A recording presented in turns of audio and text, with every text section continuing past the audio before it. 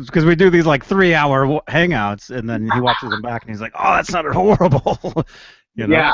I mean, but what do you expect? Hey, this is Johnny Bean, Rob Johnson, one of them. And hey, if Hello. another Rob Johnson out there was invited to this, and I deleted it, I'm sorry. And you know what? There's a lot of us, but there's only one original. That's right here. Okay. Nice. And hey, David Nesdall. David, how are you feeling, man? Blurry.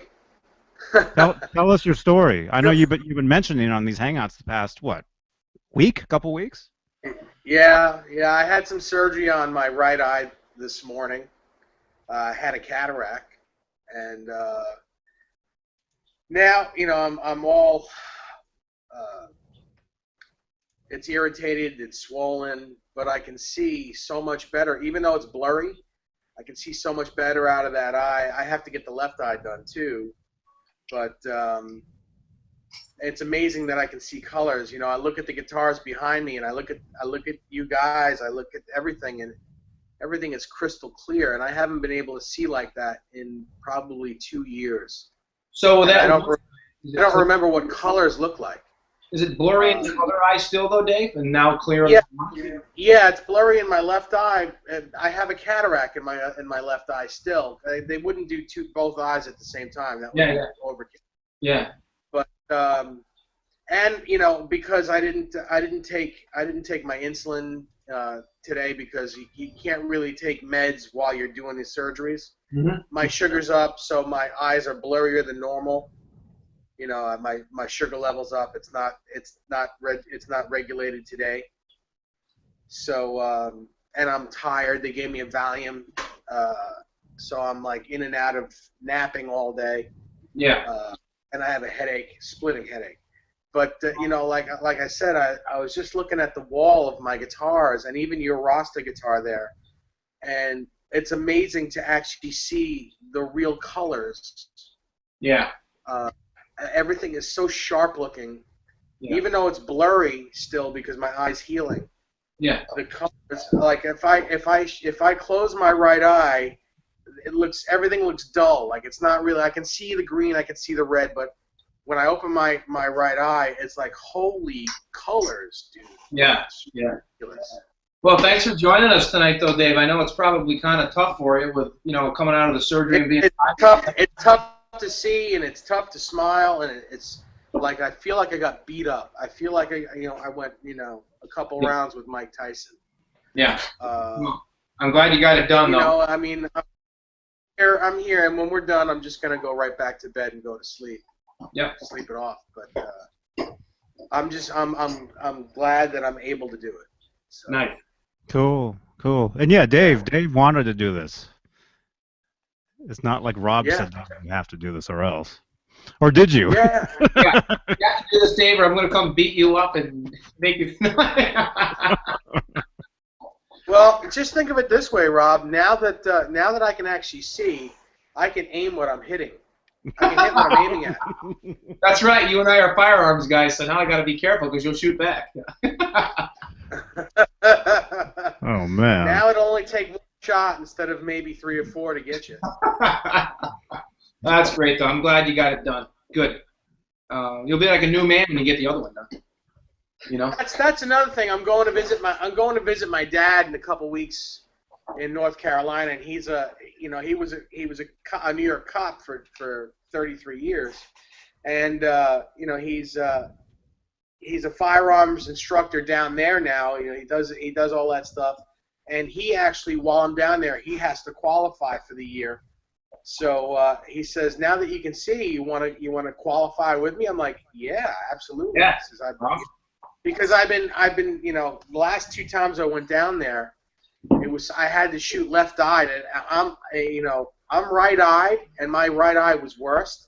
Yeah. So having the gun over to this side to shoot left eye, you're not going to hit what you're aiming at to begin with. You have to recock your head. And it was horrible. The other thing, too, is as a firearms instructor myself, all my students that I teach, and I still do a lot of tactical classes with some of the smaller PDs, I'm left-handed, so I shoot left-handed, but at the same time, I'm right-eye dominant. So up until about 15 years ago, I always shot with my right eye closed, and when my left eye, I didn't realize. See, now I shoot with both eyes open, so you have that peripheral vision. So when you come out of the holster and you're on target, you have that peripheral vision, so you can engage different targets. And you know that, and I'm sure your dad knows that. It opened up a huge thing for me, you know. And so when I teach my students now, I try to teach them to shoot with both eyes open. It's difficult when they've been doing it one way for so many years. Now you have, it's tough to change something. It's easier to take a new student that doesn't have any bad habits to break because you just bring them how you want. But it's hard to change something that someone's been doing for years and years. But it can be done. But yeah, it'd be interesting to see what you have to say after you're done shooting, because I'll bet you'll notice a huge difference. Yeah, and I'm sorry that we're talking about firearms on Guitar Chat. It's, Hey, Eddie's a big gun guy. Eddie's got. It's when you're in a bladed, when you're standing in a bladed position, and you're moving your gun over, you're right-handed, and you're shooting left-eyed. Yeah. It's just impossible to hit what you're aiming at. Yeah, it's tough. It's just it's hard. You have to. Have you ever tried the? I'm glad that I got my right eye done. Huh? Have you ever tried the isosceles position instead of the bladed weaver? Have you ever tried isosceles more head-on? I'm not comfortable coming at it in front of me. I've done it and I can do it, but I'm not comfortable shooting that way. Right. It's a little easier for me being bladed, but. Yeah. Hey, we are kind of talking about Van Halen. I blame it solely on Don Johnson, because I used to be, back when Miami Vice was the biggest show in the 80s, he used to shoot that way. So, he'd be really bladed, actually. Yeah. Really bladed. And, I mean, it's because they taught him incorrectly. He's a movie star. He's not a cop. Well, back in those days, back in the 80s, the guys had their fingers in the triggers all the time and all that crap, Yeah. Anyway, we could talk about guns at a later date. So, but real quick though, just the last comment. We are kind of talking about this over. We are kind of talking about Van Halen stuff, because what a lot of people don't know is Eddie Van Halen has an incredible gun collection. Yes, he is an avid gun collector, and he's not afraid to use it. No, and he said right on Pierre Morgan when he was interviewed with LL Cool J, "You break into my house, you're facing an Uzi." Now, I also have an Uzi, so Eddie and I got something in common. Yep. All right, so what are we talking about? What's the deal here today? Well, Johnny's working on links and stuff, I guess, but I was just... No, yeah, I already did the links. I'm just texting. Okay. I wanted to just for a second. People to tell. Yeah, I don't know anything. I don't know anything about guns, and I actually live in the country, so I go outside at night, and I'm surrounded by all kinds of wild animals. There's two things, Johnny. The truth is with me, Johnny, is I would never shoot an animal. I couldn't do it. I would sooner shoot a human being than an animal. Animals are nice. Humans are evil. Well, not the animals that are looking at you as dinner. That's true. If you had a mountain lion coming after you, you wouldn't shoot it. Coming after me. Self-defense, different story. Well, yeah, it's self-defense. Yeah, that's what I. Yeah. Yeah. All right, back to the Van Halen thing, or the guitar thing, we should say. Although I do enjoy this conversation, we should have a special hangout on that, because I could go on for hours. No, there's no problem with that. Yeah, I show you guys.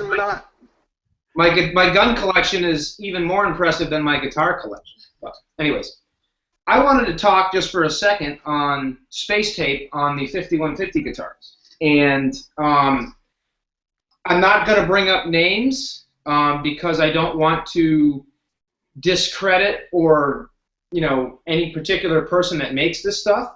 But what I will say is, back when I made this guitar and started my 5150s, there was a couple of guys out there that were making the space tape, and it was it was the right stuff. It was the accurate stuff. The space tape is very much like the reflectors on the back of the Frankenstrat. Everybody's got the right size stuff, but they're not necessarily the right stuff. Prisms are different within the space tape and the reflectors, and you got to really be careful if you want to make an accurate 5150 or 1984 guitar. You really got to look at the space tape. There's some stuff out there now, some guys on eBay that are saying the right space tape, and you get them and the prisms are way too small. It looks like a checkerboard, and that's not the right stuff. Right. What you want is you want this stuff. It's the stuff, the prisms are a little bit bigger. And Dave knows what I'm talking about on this, because Dave's also has the right space tape, and I'm sure Johnny's does. Johnny does too. Johnny also does it. Do I? I should look. I'll pull down my '84 guitar to show you that as well. Okay. Let me look at mine too, because I have no idea. Yeah, I don't. I actually, guys, I do have the improper stuff here too. Hold on, I'll show you the improper stuff. Yeah, we'll be right back. We'll be right back. I should have put my camera on now. All right, now here is I'm not back yet. Actually, I pulled down my 5150 as well, because now I can actually see it. Johnny's getting his. But yeah, you're right. That is the correct tape right there. That's it. The right stuff. That's the stuff. That's the stuff. Now, I'm just going to wait till Johnny gets back, and I'm going to show you what some of the incorrect stuff is. And I see a lot of people making replicas out there, and I would never, whenever anybody asks me what I think of their replicas, I'm always very gracious. And I always say, looks awesome, because I respect anybody that makes these things, and I don't think there's any such thing as a bad replica. And I personally love seeing people's replicas, whether they're 100% accurate or not. And just remember, nobody's replica, mine, Dave's, even Scott Smith's, Jerry, Leica's, nobody's replicas are 100% to Eddie's. And anybody that's been doing this long enough will be the first one to admit it's impossible to make them 100%. You can come close, but you can't make them 100%. Now this here picture of Eddie playing his 1984 guitar, you'll notice I have 1984 space tape here. And you'll notice this is not the right size. It's the right size, but notice the prisms are so small. And what you're looking for, here's my 84. Again, like the 5150, you want the stuff that's got, you want the stuff that it has the larger prisms. And it's hard to find.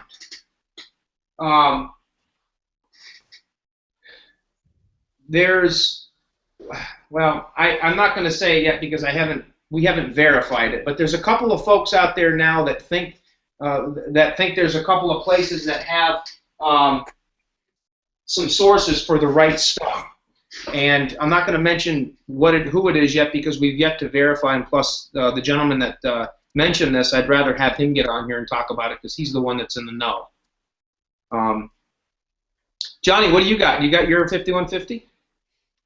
Yeah, let me show you mine. I don't know if mine is the right stuff or not. I didn't build either of these things. I wouldn't know where to begin. No, this is my GMW, as a lot of people know. This is actually made by, a company. Made this some years ago. I think this was made in 2007, maybe 2008. Yeah, I don't know if mine's right or not. Here's what mine looks like. Looks like the right stuff to me. If you can see that. That's the right stuff. And I know for a fact that your 84 is correct as well because I'm the one who sent it to you. Yeah. You can.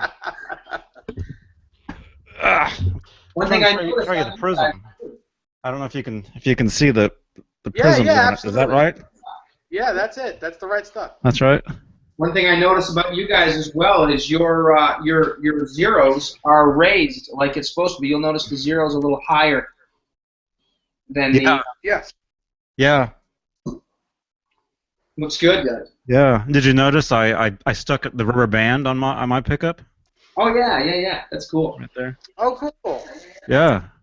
Although mine's a little big. Mine's not small. Mine's not a small one, so mine could probably just come right off. I don't know what Eddie used on his. Dave's seen mine. Mine's got gaffer's tape on mine. It's some kind of like medical tape or something. That's I don't know. And then there's mine, the other one, if you can see it. Oh yeah. Yep, that's the right stuff. That's Yeah. great. It's a great guitar, man. Thank you again, Dave. Oh, you're welcome. You're welcome. Yeah, there's Cool. all kinds of the space tape out there, folks, that are watching this. And for those of you guys and gals that are building 5150s, I'm sure there's not many gals, but for those of you folks that are out there building 5150s, take the time to find the right stuff, especially you guys that are making these really great replicas. I've seen some really, really kick-butt replicas, and they're just getting ruined by the wrong space tape. Because if you put the wrong space tape on with the little tiny prisms, it just looks bad. Take the time to find the right stuff. It is out there. I actually have a sheet of the right stuff that I've had for a number of years, and I've held on to it. And just because I can't even remember where I got it from. But the Are you sure it lasts? I don't know, John. Yeah. Good question. It lasts. It does. It does last as long as you don't take it off the adhesive. Yeah. It will last. Yeah. Because I bought a 5150 decal for my Music Man, years ago. So I have one on my Music Man right now that's been on there for 12 years or whatever. I bought two sets. I bought two of them. And I had one that I had saved for years and years and years, never used, and then I went to use it. Actually, I went to put it on this guitar here. I went to put it on this Kramer, and it was like all messed up. So all that remains is the 5. Yeah. So because it dried out. Right. So hopefully that stuff saves the stuff that you have. Well, in addition to the stickers, the space tape, there's another little item that folks don't get right, and a lot of it's because they don't know. And there's even a big company that made replicas of these things that didn't get it right. And it's because it's hard to find. It's very, very difficult to find these things. But they are out there, and that would be the reflectors on the back of the Frankenstrats. There are a lot of reflectors out there that have the right size, like the orange one here, that don't have the prisms like the squared off areas like that. And the red, you'll notice, have these like kind of triangular, straight line with a little triangle on the ends. And some of the replicas out there don't have those prisms in there. And Eddie's did. And they're hard to find. But they are out there. And that's just one of the little things that's very difficult. A lot of other things that people miss on the Frankenstrats is they use shallow tuners. And if you're using one of these kind of necks, the Strat necks with the cigarette burns, they're not shallers, they're Godot crown heads. And it's clearly the case because if you look at the Guitar Aficionado or any of the young guitar magazines that show Eddie's guitar, he has Godot crown heads. And as Dave has said on a lot of occasions, when they're building, I don't know how many of these replicas, where are you going to find all those crown heads? Where are you going to find all these reflectors? Here's the thing. Here's the other thing. Charvel makes those crown head tuners in gold for their San Dimas guitars, the expensive ones. Yeah. They have reissued them in gold. So I don't see why Charvel, and at the time, what was it, 2005 or 2006 when that guitar came out? Yeah. I don't think they did back then, but now they reissue. They're not for sale. You can't buy them, but if you buy that guitar, they're on that guitar. I think it's called their Legend series, and it's the Grover Johnson Legend series. Yes. Yeah, I know what you're talking about, Dave. Yeah. I never thought of that. Well, yeah. I guess you bring up a good point. You bring up a real good point. Yeah, there's not a lot of the old originals kicking around. Right, and if you check eBay for the originals, they're gonna at the cheapest they're gonna be $100, and at the most they're gonna be about $400. Yep, I lucked out with this set. I think I told you I got this set for like $80. I don't. It was amazing, and it was one of those deals where you get up on a Saturday morning, had nothing to do, made a pot of coffee, got on the computer and just figured I'd check eBay, and I always have a few, like you guys, I'm sure you have a few things that you always type in, and boom, there they were, and I was like, whoa, $80, buy it now, free shipping.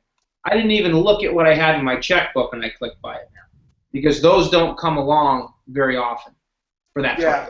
Yeah, correct. You know?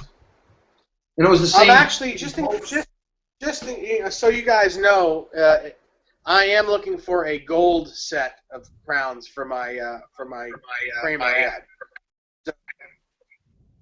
If you guys come across them, let me know. I'll keep my eyes open for you. Definitely. But yeah, these are just little details that. Who is that? That a lot of people miss. Who's echoing? I was just echoing, and I only have one. There it is again. Huh. That's weird. Hello? Is this Johnny? Yes. How are you, Johnny? I'm fine.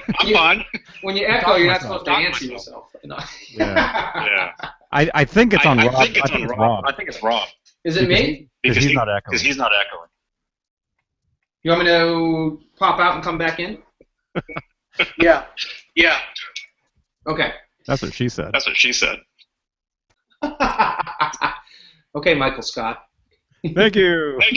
I'll be here all week. All right. But I sound like I sound like a stormtrooper. I'll jump out, then I'll come right back in. Stand by. Hello? Is that better? Yeah, it was him. Let me just go ahead and block him. There's a billion Rob Johnsons out there. Is there another Rob who would like to take his place? As I was saying before, when we started this, I think I accidentally invited a different Rob Johnson to this hangout, so I hung up and then restarted. Because when you go to invite people, if you invite them with their email or whatever, or just through Google Plus, there's like billions of That's a very common name, Yep. Yeah. But. Yeah. So, hey, thanks for watching, everybody. We have some people watching us. We do have some questions as well, as we wait for Rob. Bruce Wayne has a couple questions, except one of them is for Rob. So, I think we'll actually have to let him back in. Dang it! I'm just kidding. Okay, here's your other question, Bruce. Hey, Bruce. What's happening, Bruce? Uh-oh. Is that Bruce Wayne? Jack. It's my buddy Jack. I'm gonna have to talk to him. Okay, well, mute your mic. No. I'll have to talk to him in a bit. Oh. That's all. To call him back. Jack Kavalowitz is the guy that makes my amplifiers. Is he watching this? Hey, Jack. I don't know. Hey, Rob. Here's Johnny. I'm back. Is that any better? Here's Robbie. Yeah. Give me one moment, and I'll be right back, guys. Okay. Okay. Spot's leaving. Nesdall's gone. I don't think there's any other guy named David Nesdall in the world. That's a very... I've never even heard of that last name until I met him. Yeah, Nesdall. That's a very unique name, no doubt. Yeah. As I told you guys, I was like the only Johnny Bean for like decades on the internet, and then now they're all popping up. So people keep tagging Johnny Bean in, because you can, on Facebook now you can use like they're using like the @ sign. Like if you do @ and then whatever your username is on Facebook, like your name. Yep. You can go and find all these posts that people tag you in and stuff.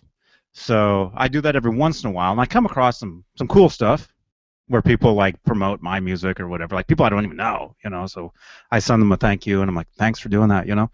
Um, but there were some other ones I came across, and I was like, I don't think they meant to. I don't think that's me they're talking about. Anyway, Bruce Wayne. Okay, I think you can answer this, Rob. I have a question. If I ordered a custom body from Musicraft, how long would it take for the guitar to arrive, saying I live on the East Coast of the United States? Isn't that where they are? Yeah, they're on the East Coast. I mean, they're like Pennsylvania area, Philadelphia area. They're within Pennsylvania, I believe. But it depends. I mean, so he's right on the East Coast. But as far as turnaround time, I've ordered stuff from Musicraft, and depending if they have them in stock, depending on what you're ordering, Bruce, they might have it in stock, which means the turnaround time would be probably within a few days. If they actually have to make it and cut the body and or the neck, you're probably looking at 3 weeks, approximately. I've waited 3 weeks. I've never waited any more than that for bodies or necks. They're usually pretty good. But you're looking at under a month, probably a rough time of 3 weeks. And again, that's if they don't have it in stock and they have to actually cut it and fabricate it. Okay. Jeremy Hefner wants in here. What do you think? What do you think? Should we let him in? Let Hef in. Hef's good people. What's your username, Hefman? Is it Hefman? What? Hef? No. Anthony Sajazi wanted to come in earlier today, but something must have come up, and now he can't make it in. So. Jeremy, text me your name again on here, because it's been so long since you've been in here. It's like Van something, right? Van 77. Van 77, I think it is. Yeah, that's what it was. Yeah, it's Van 77.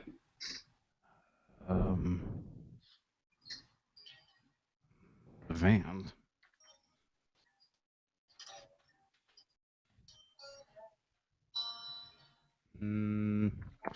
Not finding.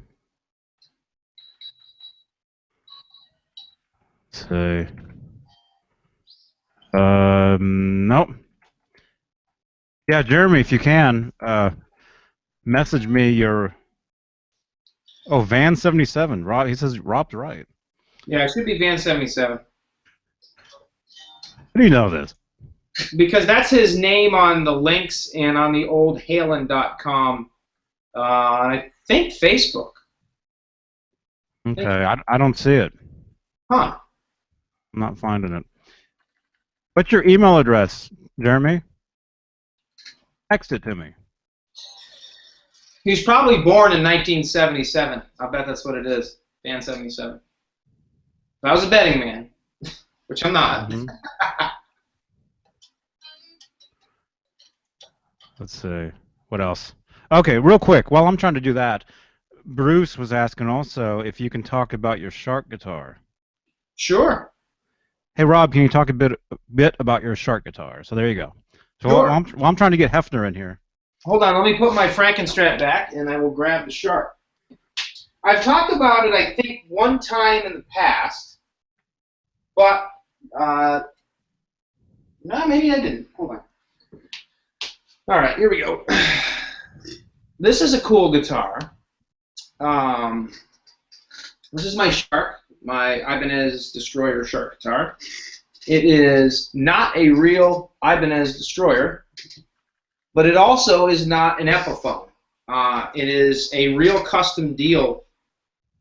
I've taken a few of these guitars over the last 20 years, I've made about 6 or 7 Shark replicas in my time, and other than this one, they were all Epiphone copies. I've never dismantled and hacked out a real Ibanez Destroyer, although I have played real Ibanez Destroyers. I never had it in me. Oh, actually owned one at one point, but I never had it in me to do do the deed, so to speak, that Eddie did. I think if I was going to, Hef's actually calling, I think now. Hefner, do not call us. You can't get in by calling us. Hef, you got to. All you do is get us in trouble with that ringtone, and I'm not kidding. I got in trouble before with that ringtone on these videos. Oh man. I'll just keep talking about this, Johnny, while you're dealing with that. Hefner, message me on Facebook your email address. That's the only way you can get in here. And Dave's like, oh crap. What happened? No, I'm here. Can you hear me? Yeah, we got you. Okay, good. Hello? Who is this? I did a bunch of the Epiphone destroyers, and over the years, this particular guitar came from a guy by the name of Kyle. What was his last name? You guys would remember Kyle. What was the company that he? Dave, help me out. You know what I'm talking about. I do. I just don't remember the name of the company. Yeah. So hold on. Greco? Is that a Greco guitar? No, this is a custom-made guitar, neck-through body. It's the real deal. Dive Bomb Inc. The guy's name is Kyle. All right, I got you, man.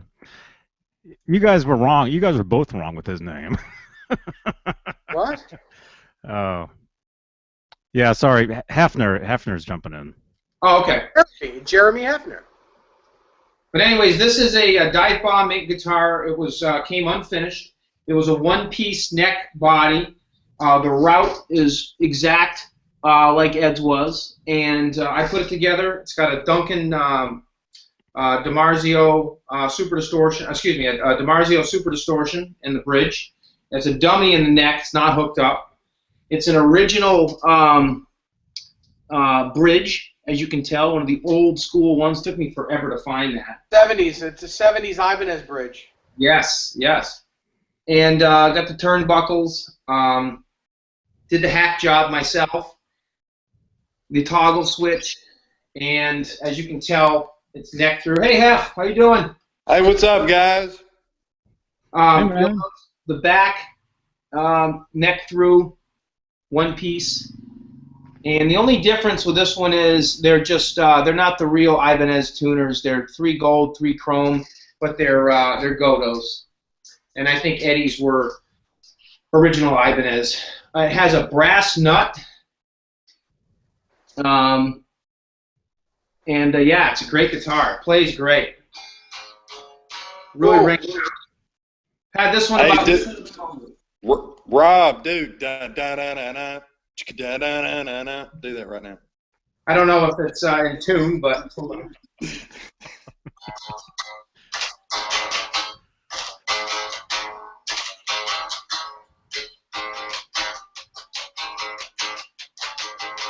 You gotta sing, Jeremy. There you go, man. Yeah. Then you got to go into the solo at the end.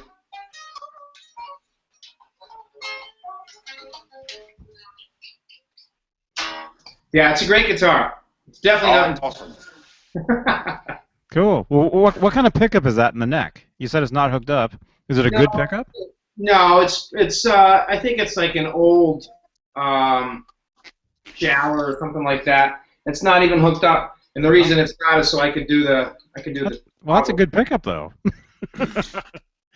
Yeah, I suppose. Hey, David. Hey, Johnny. How you guys doing? What's going on? Good. Jeremy, how's everything been? Oh man, it's just crazy. I mean, I got a 2-year-old running around here, so. I mean that. Are you really that dark? That I'm wearing sunglasses. No, I can barely see you. I'm in my garage. Well, that way let me turn the light on. Yeah, those 2-year-olds. There we go. They can be menaces. There you go. Can I go back to something that you guys, and this is kind of what made me want to get involved with this chat or whatever.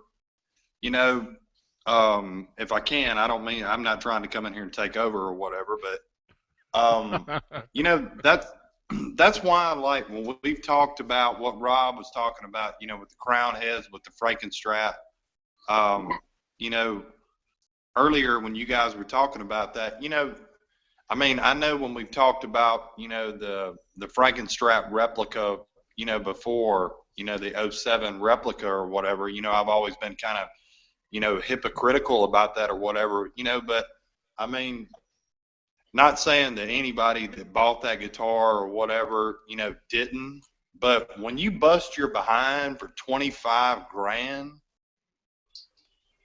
I mean, it better be as close as humanly possible, you know, and there were so many things, the paint job not being one of those, you know. Well, actually, it was one of those things that wasn't correct. Yeah. Well, I know that. The color is not correct. But like out of all the things, it was probably one of the things that were kind of close, you know. But when you asked me for 25 grand of my money, I mean, you better be dead on. Yeah, I know what you're saying. I'm just saying. I know what you're saying. Well, that's also Eddie Van Halen, who still, even though the guitars are super close to his, that was done by design. He still doesn't want people to have exactly what he has. So that's right from the horse's mouth. He said, yeah, let's make a replica of my guitar, but don't put everything that's on my guitar on that guitar, because then his won't be individual. Mm-hmm. But it's also, right. I mean, it's like what Rob was saying earlier, though, too. Is anybody can make a replica.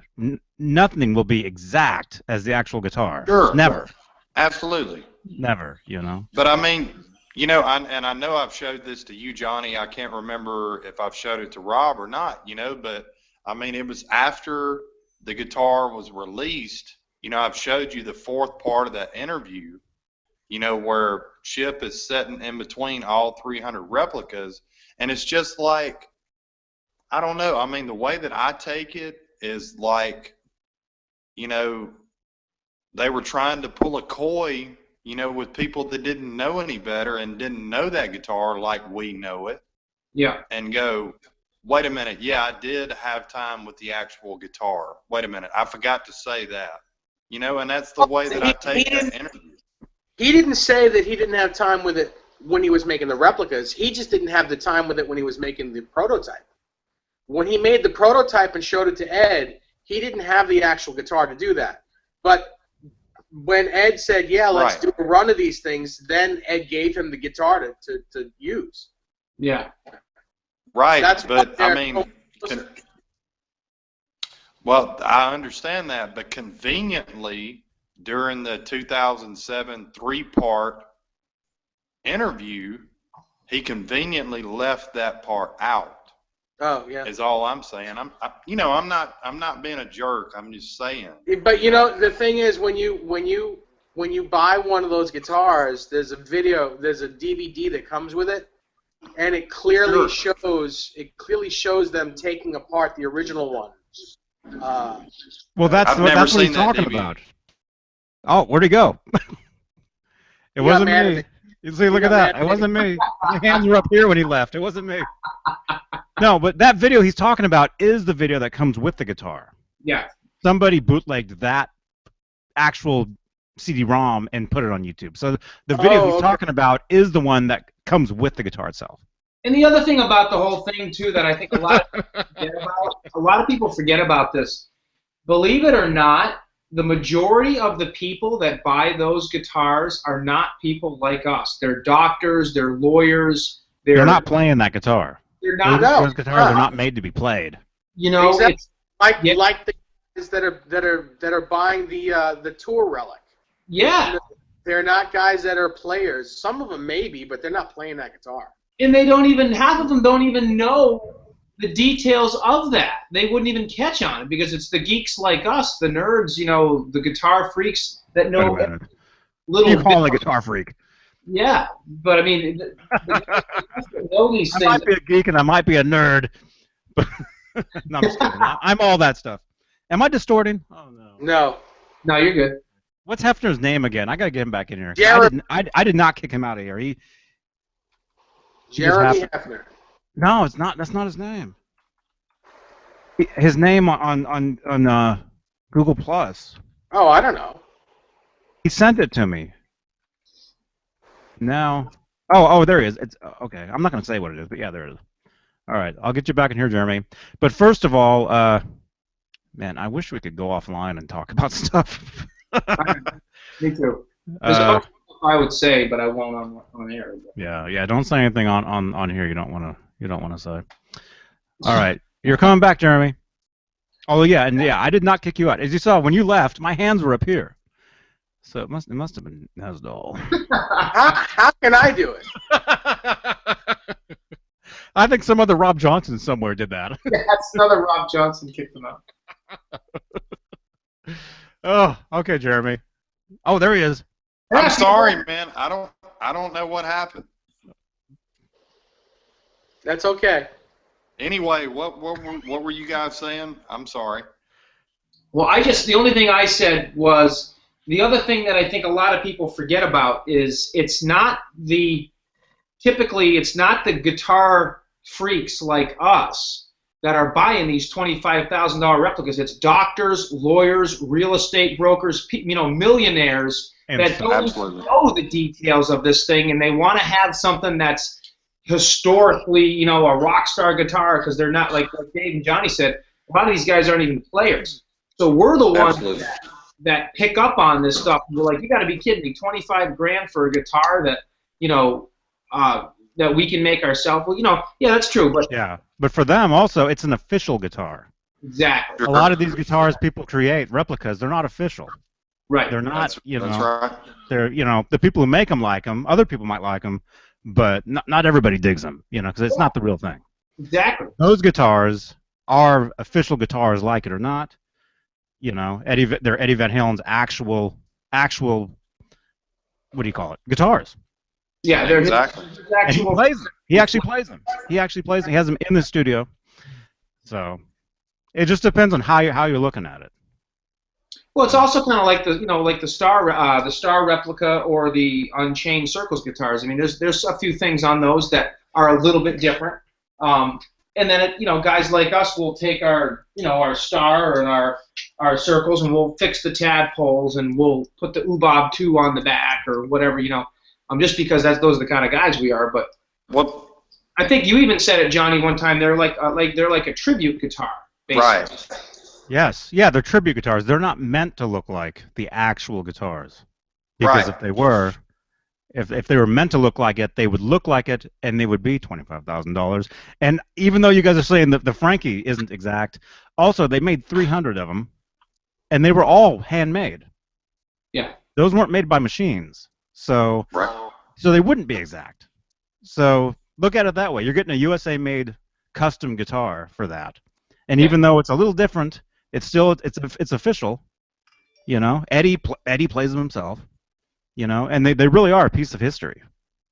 Yeah. I mean, like it or not, Jeremy, if someone gave you one of those Franks, you'd love it, right? Oh yeah. Okay, well there you go. I'm sure if someone said I'll sell you that guitar for $5,000, you'd buy it for $5,000. Oh yeah. You would find $5,000 and you'd buy it. Or on the other hand, if I was a multi-millionaire, I'd spend $25,000 and buy one. Well, yeah. And then I'd put the right reflectors on and the right collar on the Floyd, and. Well, it has the right collar. It has the right collar on the Floyd. Stand by. Stand by. I'm going to show you something. I know his original one has a whale tail on it, which has okay. Huh? Well, also Dave, I messaged you the other day. The Music Zoo just got one of those in. I know. Yeah. And this was the other day. I asked if you wanted to go over there and actually make a video And I will as soon as I'm able to drive. I don't think I'm allowed to drive tomorrow, but I will this week. No. Well, can you at least ride your bike over there? No, I'm kidding. I'm kidding. You could be like Napoleon Dynamite. It'd be nice if you could tow me into town, and Napoleon tows in the brother. You know, No, but that'd be cool, man. If you could make a video with that guitar and just show us, you know, the thing close up or whatever. Because I've never. The only one I've. You know what I'll do is I'll bring mine and do a comparison video. Okay. Hey, I got a question. Uh-huh. Have any of you guys tried the Frankenstrap pickup? It's the newest one with the chrome cover over the top. Does anybody know if that's got long legs or short legs? Does anybody know that? I think you can order it either way. Oh, okay. It's probably got long legs though, because the Frankenstein has a very deep route. Because, you know, the stock one that you buy, you know, for, I think it's like $130 or whatever, you know, it's got the short legs. Well, I know mine has long legs on it, and mine's a prototype one. Oh, right. But I mean, you know, like the stock one, you know, that anybody, you know, can buy. I mean, it's got short legs because that's what I've got in my black and white guitar, and I had to put a piece of wood up under the pickup after I screwed it in to get it to sit right. Right. I'm looking at photos of it. It looks like it might have the short legs. all right, I have a photo. When you're talking about. I have a photo right here of the Fender Frankenstrat. Right. And I saw this, and I was blown away. Look at the Floyd Rose collar.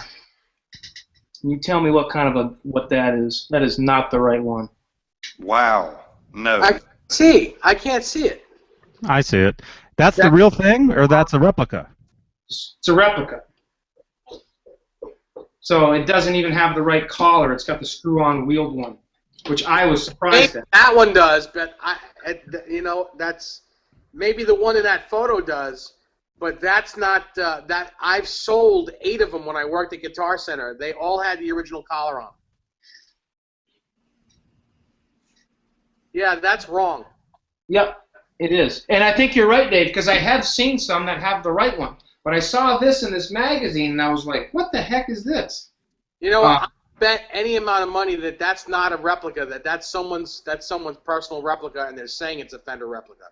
Very well could be. Very well could be. Very well could be. Because that's something that you wouldn't think they'd miss. It's not. I've probably played a dozen of them. I personally sold 8 of them, and I've played 2 of them lately at the Music Zoo. Mm-hmm. You know, they all had the old style collar, and they were all super duper, really loose, like the way Johnny's Music Man is. Yeah. A lot looser than this. Yeah. Yep. Like almost broken loose. Yeah. Yeah. You know, I noticed my Rasta. I didn't even realize it on my Rasta guitar when I was playing that earlier tonight, and then I had it on the beginning of the call. I forgot how loose this one was. Look at this. This one is really. Yeah, I have a wow. few of them. I have a few of them. Yep. It's almost like, you know, this would definitely make that chain effect that Johnny likes to do. Well, I mean, that's one of the secrets to some of his sounds to the playing is to have the bar that loose. You know, that really is. That's one of the. You heard it here first. You know. Yeah, that's why all mine are like super loose, but it's not on my, for me, like my Music Man, like you were just saying, that's not by accident. I mean, well, yeah, it is. It is by accident. I mean, I just happened to have it that loose. You left it that way. Instead of fixing it, you left it that way because that's the way the sounds happen. I guess. Well, I've never been a fan of the guitar, the heavy metal, the rock guitar with the arm that is like always. It's like I'm pointing at my elbow. You know what I'm saying? The one that's just like stuck. Yeah. Yeah. That way either. You mean like the way that Reb Beach plays? I like it loose like this. Yeah, I've never been a fan of like you're playing and then it's always there, and then you go and you do it and you leave it and it's still there. You know, I've Yeah, but never then been you a got fan to of move that. it back. You got to put it back where it was because it's in the way. When you go when I grab my bar, it has to be loose because when I let it go, I don't want it in my way. I don't want to have to push it back to where it was out of the way, so I'm not hitting it when I'm picking. You know, I definitely see why Eddie liked it that way. Or say likes it that way. You know. Yeah. But yeah, that's how you have to have it though if you want to do the intruder thing correctly with the chain sound, spinning it around. How loose is the bar on your Kramer there, Johnny? Your candy apple red Kramer. It's not loose at all because that's an EVH gear, Floyd. Oh, yep. So it's not the same. Yeah. Although watch, do you guys remember the very end of the When It's Love video when Eddie spins the bar around? Yeah. Yeah, where it just spins. Yeah. Yep. Well, I haven't thought of that in a while. Well, my favorite Van Hagar song. We were talking about 0812 yesterday, and so that was. Yeah, great album. Great album. I was actually just listening to your video this morning on that. On the way to work, I watched. Let's talk about that. What Hefner and Rob? What are your memories of that album when you bought it? Go ahead, F. You go first. How old was I when I bought OU812? What were your memories of it? When did you get it? Did you get it when it originally came out? Man, I was probably, let's see, 87.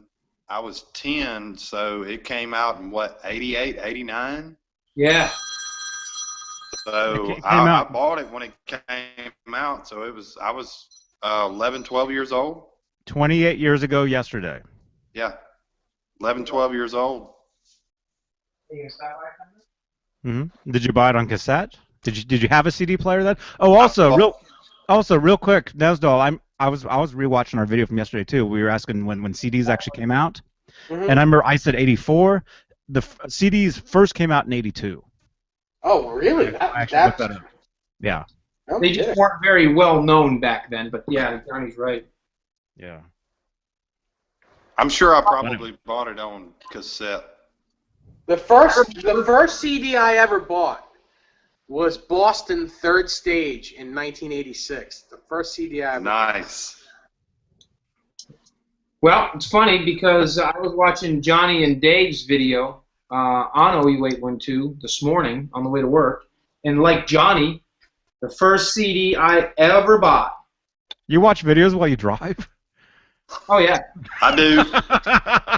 Oh yeah, yeah, definitely. It's no different than looking at the road, or the speedometer or the radio. I'm kidding. No, I mostly just listen to it because you guys just sit there. So we all just sit there. Yeah. That's the cool thing about this stuff is you can just listen to it. You can just, you can. If you guys have to, if anybody watching this right now, if you have to do the dishes, if you have to do whatever, just leave us on. Just listen. This is like a talk show, and it's so fun to listen to. As soon as we get done, if I'm not falling asleep, I'll go back and listen to the whole show again just because I like to hear these guys talk. But the first CD I ever bought in my entire life. Dave's voice is so sexy. OU812. I'm going to behave, but I'm not going to say something that I normally would say, but I won't.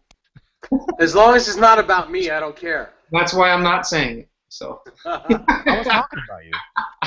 But anyways, the first CD I ever bought, just like Johnny, was OU812. It was the first one I bought in 1988. I got it as soon as it came out.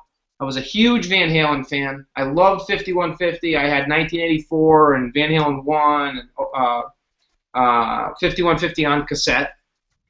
For those of you that don't know what cassettes are. And I had a CD player and that my dad bought me. Yeah. We used to trade those things on VH Trading, Johnny. You and I used to trade those things back and forth, not too long ago, back in the late 90s. Was that you? Oh, yeah. Are you the Rob Johnson? I am the Rob Johnson. But I remember cranking that CD, and I actually when we first met, though, I called you Ron. Ron, yeah. I called you Ron Johnson. Because there was me and there was Ron Higgins. Remember Ron Higgins? Yes. Yeah, I talk to Ron all the time. He's a great guy. But I remember cranking that CD when I got it, OU812, and AFU comes on. It was just like Sammy just comes out. He's just like, ah! And it was just that riff. You know, if I had a guitar on me, I still love that riff. You know, on What? You got nothing but guitars behind you. If I had a guitar. Great memories. The one thing I wished about that album, it had no bass. There's no bass. You couldn't even hear Michael Anthony's bass in that album. Yes, I agree. And I agree, absolutely. You can actually adjust the EQ, and you can actually hear the bass. I mean, you know, the best of both worlds. They made it super hot, and you can hear the bass and all that stuff.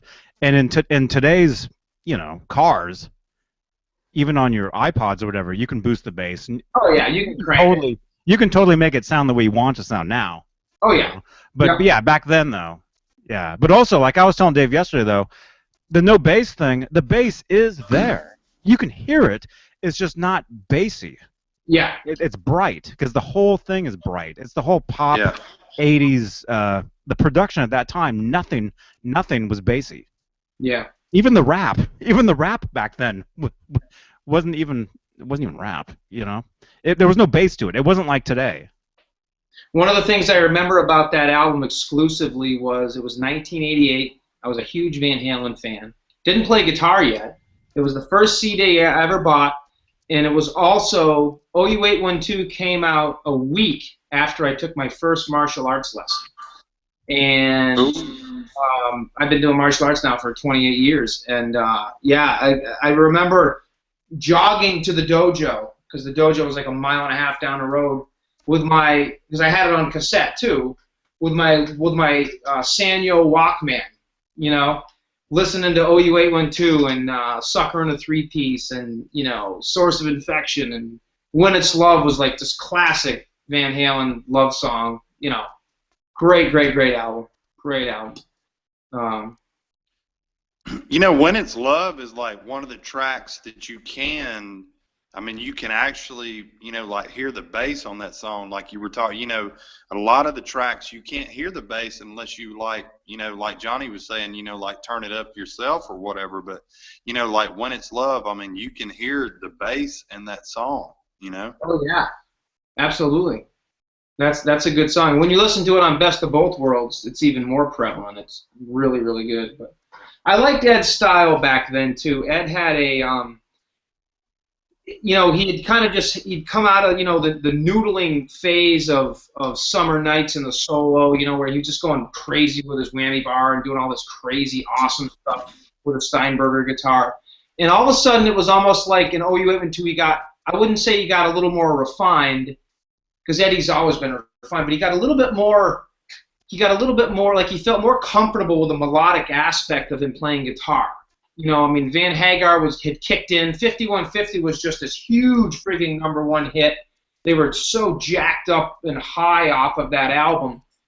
All of a sudden, OU812 comes along, and now they get down to some songwriting and, you know, getting to learn who each other is and this new band, this new Van Hagar band. I mean, it's Van Halen, of course, but, you know, you listen to the solo in When It's Love, you listen to the solo in AFU, the solo in... even Cabo Wabo, very chorusy, very heavy harmonization, but also very melodic and very, like, you could just tell Edward had been wanting to play that way for a long time, you know. Well, it's just, you know, the thing, and I think, you know, it relevates, you know, more in OU812 really than any record, is just the fact of, like, you know, the breaks and the solo. I mean, it leaves you starving for more, and then when he kicks back in, it's like, oh my goodness, you know? Yeah. An example of that, Hef, is in AFU, where the breakdown of that solo before he goes crazy is that bridge. It's a bridge part. Yeah, that's just such a kick-ass part. Was nuts with the solo. You Listen, know? don't mind me. I'm still that volume is kicking my butt. I mean, my favorite. Dave, we're gonna have to sing you Mr. Sandman. My favorite solo is you know, When It's Love. You know, the famous you know, the break is like the famous like hair scratching, you know, Yeah. part, you know, where Yeah. Eddie, you know, and I mean, it's like, you know, he goes down up, and then he does, you know, and then he kicks into the rest of it. It's just, I mean, I don't care where I'm at or what I'm doing, but when I hear that solo and it gets to that part, I don't care if I've got, most of the time I got a baseball cap on, you know, but wherever I'm at, I kid you not. I mean, I do this wherever I'm at. I go. See, when I hear that part, It doesn't matter, you know. When I hear that part, I scratch my butt. Usually. Is it more like a scratch and sniff? Depends what day it is. Oh man, come on. Lighten up, Johnny. Lighten up. Hey, Rob, I want to ask you a question real quick. Okay. You've got a pound cake drill. I know you've got one. I've got one. Have you ever had to get a replacement battery for that thing? Because mine's dead. It hadn't worked for like 5 years. You know, mine. I probably should get one for it. I probably should get one for my pound cake drill, but it still works. But when I don't use it all the time, I have to charge it up. I have to charge it for a while because I think it probably does need to be replaced. Like right now, I mean, it's totally dead. I probably Mine won't do diddly. Yeah, mine will work. I just got to charge it for a little bit. But actually, it's funny you mentioned that, Hef, because I was actually just playing pound cake the other day, and I had to go to work. It was early in the morning. I thought about charging this thing up. Have you got the Music Man logo on that thing? Nope, just Makita, and just got the Makita, but I got 5150 stickers on it, like Ed had. Ed had 5150 stickers on one of his versions. What about the other side? I thought I saw Music Man on that other side. No, that just says Makita. It just says it's just the okay. Ed did have one that said Music Man on it. He did have one. He had a couple of versions. He had the 5150 version like this, and then he had one that said Music Man, because that's in one of the guitar magazines I have. It's got a close-up. It says Music Man right on the side. And then there was another one that he used in the Balance Tour. But one of the drills he used in the Balance Tour was Scott Smith's. He actually had Scott Smith's drill because the story goes that someone had stolen Ed's drill, and Scott came to the rescue and let him borrow his. And Scott's at the time was in great shape. Eddie used it for the whole second half of the Balance Tour, and then when Scott got it back, the thing was trashed. Because when Eddie would use it, he'd be roll it on the ground or throw it on the drum riser. You know, it would got all scratched up and scuffed up and everything. But yeah, they're kind of cool to have.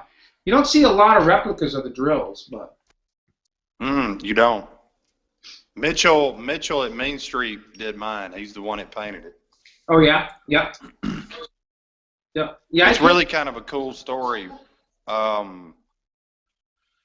When I bought that drill initially, I mean, I didn't have what he wanted to have it painted because I've got the metal box that goes to it and everything. This has been years and years ago.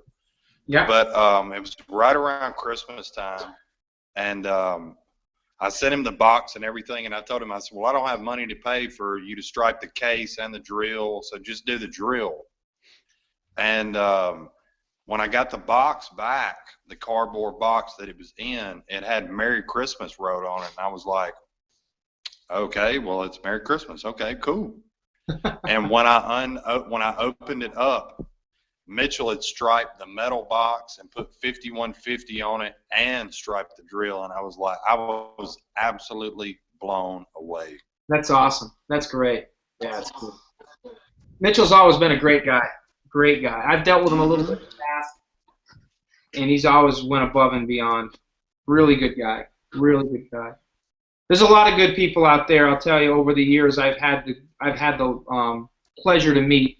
I mean, guys like yourself, Dave, Kyle, the list goes on and on and on. Scott, Jerry. I mean, there's so many people out there that are giving people. Johnny, Johnny and I got to know each other back in the VH trading days when we were trading, live shows. And, there's a lot of horror stories about people out there too. I never really got tied up in that. I'm not even going to throw. There's two names that come to mind right now, guitar builders that people had problems with over the years, and I'm sure everybody knows that's been in this game long enough who I'm talking about. But it doesn't matter because I dealt with both of those guys, and I'd never had any problems with them personally. The only thing I'll say is I know people have issues that happen in life, personal problems. I mean, divorce, whatever it is, and life-changing events. And I always try to understand that before I go attacking people on websites and things like that, But on the other hand, too, I also understand when you're laying down several $100s for guitars, I mean, you want to get what you paid for, too. Absolutely. But you know something? I mean, out of all those, and I've only had one bad experience, which I've talked about, and I'm not going to talk about it tonight, but out of, that one bad experience that I've had, being in this, like Van Halen guitar game or whatever you want to call it, meeting Johnny, David, the other David, and Nashville, the conversations I've had with Jerry, and all the other guys that we've talked to on here totally outweighs any of the bad time that I've ever had. I mean, talking about these guitars and all that kind of stuff, it totally outweighs that, talking about replicas and, seeing replicas and stuff like that, Yeah, absolutely. Absolutely. The Van Halen community out there, the guitar guys, as a whole, a great, friendly group of guys, I mean, I just had an experience back with Chris Locke a couple months ago. And Chris, absolutely top-notch guy. When I finished my guitar, he called, he wanted to find out how it came out, just real great guys. Real great guys. Yeah. So, what do you say, Dave? How you feeling, bud? I know this has been like years ago, but this is like, I think when K&E like first got in the game, of making the Frank replica bodies. But anyway, there was the guy this was on Halen.com. This is just tell you how cool K&E is. But the guy made a body, painted it up and everything. I mean, it was terrific. It was dead on. And in some way, when he was putting the guitar together, it was like a two-piece body, and like half the body like snapped off. And I mean, this is after he had painted it, put all that time in it or whatever. And I mean, the guy that runs K&E or whatever, I mean, he sent him a body. He sent him another one. I think it was like a one-piece. Yeah. And I mean, sent it to him for nothing. He gave it to him for free. He still had to paint it, but Yeah. I mean, he sent him the body for nothing. Yeah. Definitely. Hello. Hey. Hello. Hey, so we have some questions. If you guys, Jeremy, do you want to field some questions? Sure. Hey, before you do that, guys, I'll be right back. I do have to take some eye drops, so just give me a few minutes. I'll be right back. Okay. Cool. Don't you threaten us, Dave.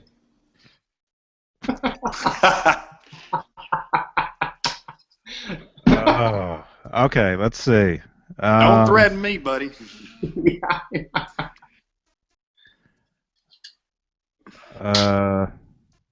Dave, you're still there. What's going on?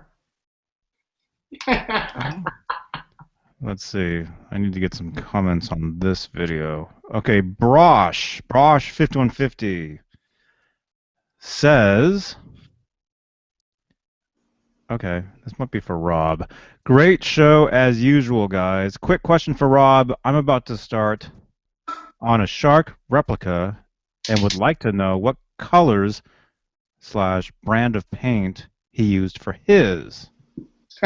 Meaning either Rob or I guess the guy who made the actual guitar. Not a lot of info on that guitar I've found. Any help would be appreciated. Thanks again, guys. Roz, thank you for the question. I'm going to stick to my guns on this one, and I'm going to answer this the exact same way that I answered it to someone else about 3-4 months ago. There's been a I have no idea why all of a sudden, after all these years, this has come up in conversation. Because after all these years, it's been, in my opinion, nothing more, known that the Shark guitar is a darker maroon with like a primer gray or possibly silver. It's always been that way. It's always looked that way to me in every picture I've ever seen. And then about a year and a half ago, all of a sudden everybody's on the websites posting, oh, it's white. It's white and red. And, you know, they're taking pictures and they're sending pictures and, you know, everybody's, some really knowledgeable people out there that have done awesome replicas are saying it's white and red. Now, I'm not going to argue with them because I guess, you know, beauty is in the eye of the beholder and people see things differently. But what I would say is in the world today with Photoshop and all the editing that we have on our computers, you can pretty much make anything look like anything. And Johnny, Dave, and I were having a conversation a week ago about Eddie's Music Man, his green one that actually looked blue in the picture that we had. And I actually knew it was green, but I hung the picture on the wall with it looking blue because it reminded me of the blue Music Man I had. So I still say the guitar is like a burgundy, Ron Burgundy, maroon, dark red color with a primer gray or silver. I used silver and burgundy when I did mine. And I still say that's what it is. And there's no picture that I've ever seen that has looked anything other than that to me. So those are the colors that I would use, Braz. And as far as the guitar, you have some different choices. You can get an Epiphone Explorer, although if you do get the Epiphone Explorer, you're going to have to do a little bit of work to the route, the cavity route, when you get the pickguard off. Because the routes on the Epiphones are a little bit fatter, and then they get even fatter towards the end. So you'd have to do a little bit of filling, which is easy enough to do, and then repaint it.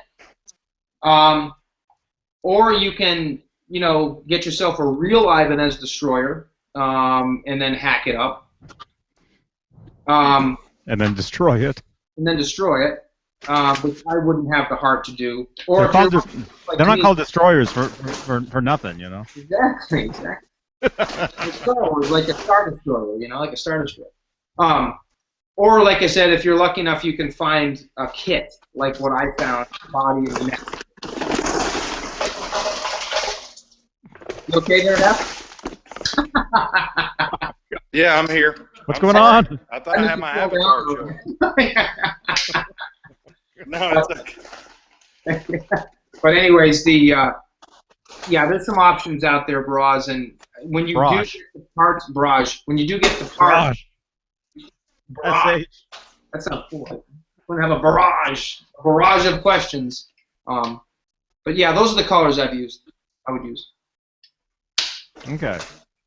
Here's some more stuff. Bry the Sign Guy, I think his name is, says, love Sucker in a 3-piece. Me too. So he's talking about the song. Nice. Oh, he also says something else here. Let's see. Bry the Sign Guy, good evening, fellas. How long do nickel frets last on the Mexican Wolfgang special guitars? Not gigging with it, just playing it for an hour or so every day. Sorry to ask this question again. I mean, honestly, I mean, John might correct me, but I mean, I play my guitars all the time, and my frets don't wear out. I don't see them wearing out unless you're playing it for hours and hours and hours on end every single day. You probably got 4 or 5 years on them, easy. Yeah, that's kind of a tough question. I mean, like Rob said, it just depends on, how much you play it, Yeah. I've never had to refret any of my guitars ever, and I play them all the time. And I've been playing for 20 years. Yeah, I mean, I've had my, Frankenstrap for, good Lord, probably, I don't know, a long time, and I play it every day, just like Rob, and I've never, had to do a fret job on it. Yeah. Mm-hmm. But Rob, do you see wear in your frets though? A little bit on the edges, maybe. On the sides, they'll round down a little bit. And I mean, sometimes, like on the cowboy chords down low. Let me grab the guitar here.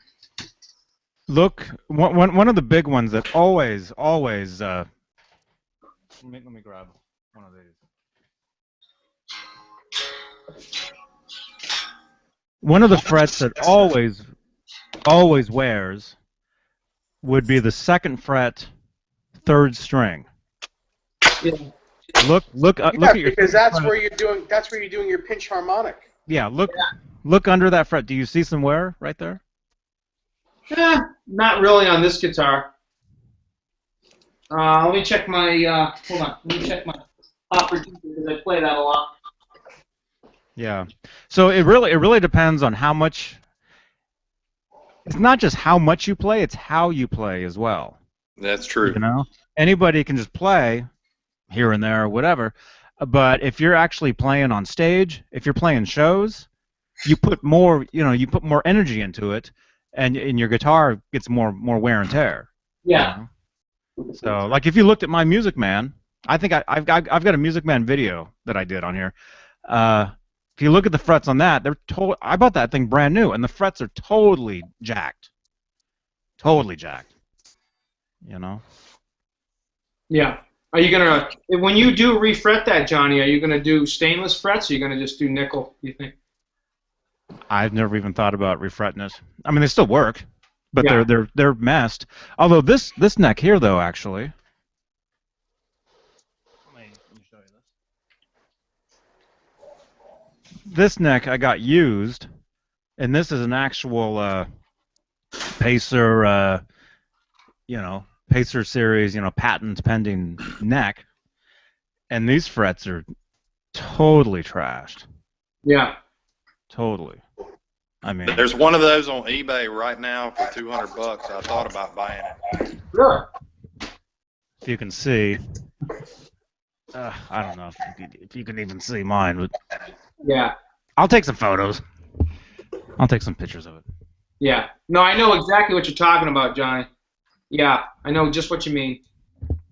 But yeah, it really depends on how you play the guitar. Exactly. Yeah, but as far as me refretting my Music Man, I've never thought about it. If I did, I would like to get like whatever's on there already, because it would feel different if it was any different. Yeah, definitely. I will say, I've never played a guitar with stainless steel frets before, ever. And then when I got this guitar, which was a Stealth, I obviously redid it to this particular replica. But these frets, these stainless steel frets on this thing, I'm telling you, man, these things are awesome. I love them, and I love the feel of them on an ebony board too. I really do. How'd you do that neck, Rob? How'd you do that guitar? I missed the story on that. Well, it was a Stealth special, and basically all I did was, I roughed up the body a little bit, then painted it, put it in the freezer for about 24 hours to kind of just make the surface kind of brittle, and then I went to town just scraping it in the areas that needed it, the wear marks. Looks fantastic, man. Yeah, it came out really good. I was really happy with it. I still have some more, I got to make some more of the cracking and stuff like that to it. And then I put the chrome Floyd on it. As far as the neck's concerned, actually I take that back. I had the chrome Floyd on it because it was like Ed's 2012 replica. All these inlays are? They're just stickers. They're block inlays. Wow. You can for $15. You got to be kidding me. Nope, you can get them for $15, and they look and work great. They don't peel off or anything. They're fantastic.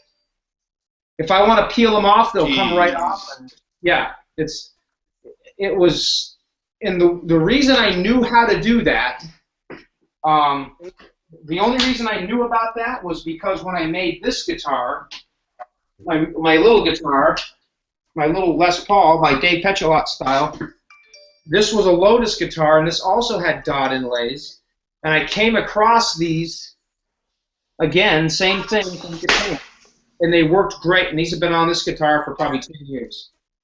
So it was the obvious choice for that one. And wow. They look great, they feel great. You can't feel them, really, and they stay on. They're great. Mm-hmm. Hey, Dave, look what I got. Hang on.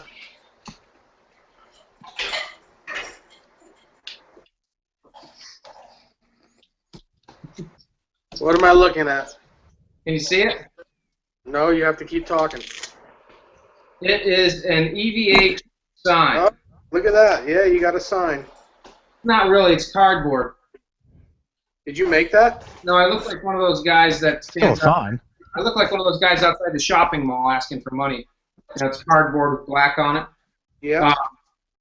Because I can't get one like Nesdall's because I'm not as cute as Dave is. Right. I don't get one, so I had to cut this out of the box that my 5150 cab came in. Oh, that's cool. Up and make it look good. So. Oh, that's cool, man. Yeah. Not too bad. Huh? There was, it's been months ago, it's probably close to a year ago, but there was like one of the signs that David's got, there was one of those on eBay. Oh, really? They wanted like $500 for it, and I was like, yeah, I was like, no, I can't do that. But I mean, it's an awesome sign. Yeah, let me think about that. No. I'm actually cooking while I'm talking to you guys. Making anything good? What, meth? I'm cooking chicken, actually. Cool, cool.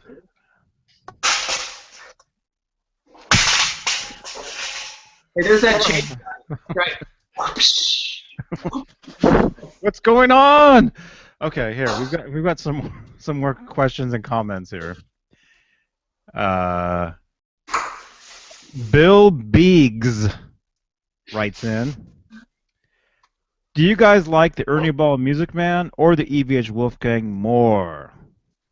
Well, real quick for me, for however long I've had the Ernie Ball Music Man, since '92, however long that's been, it was the Music Man for me all the way.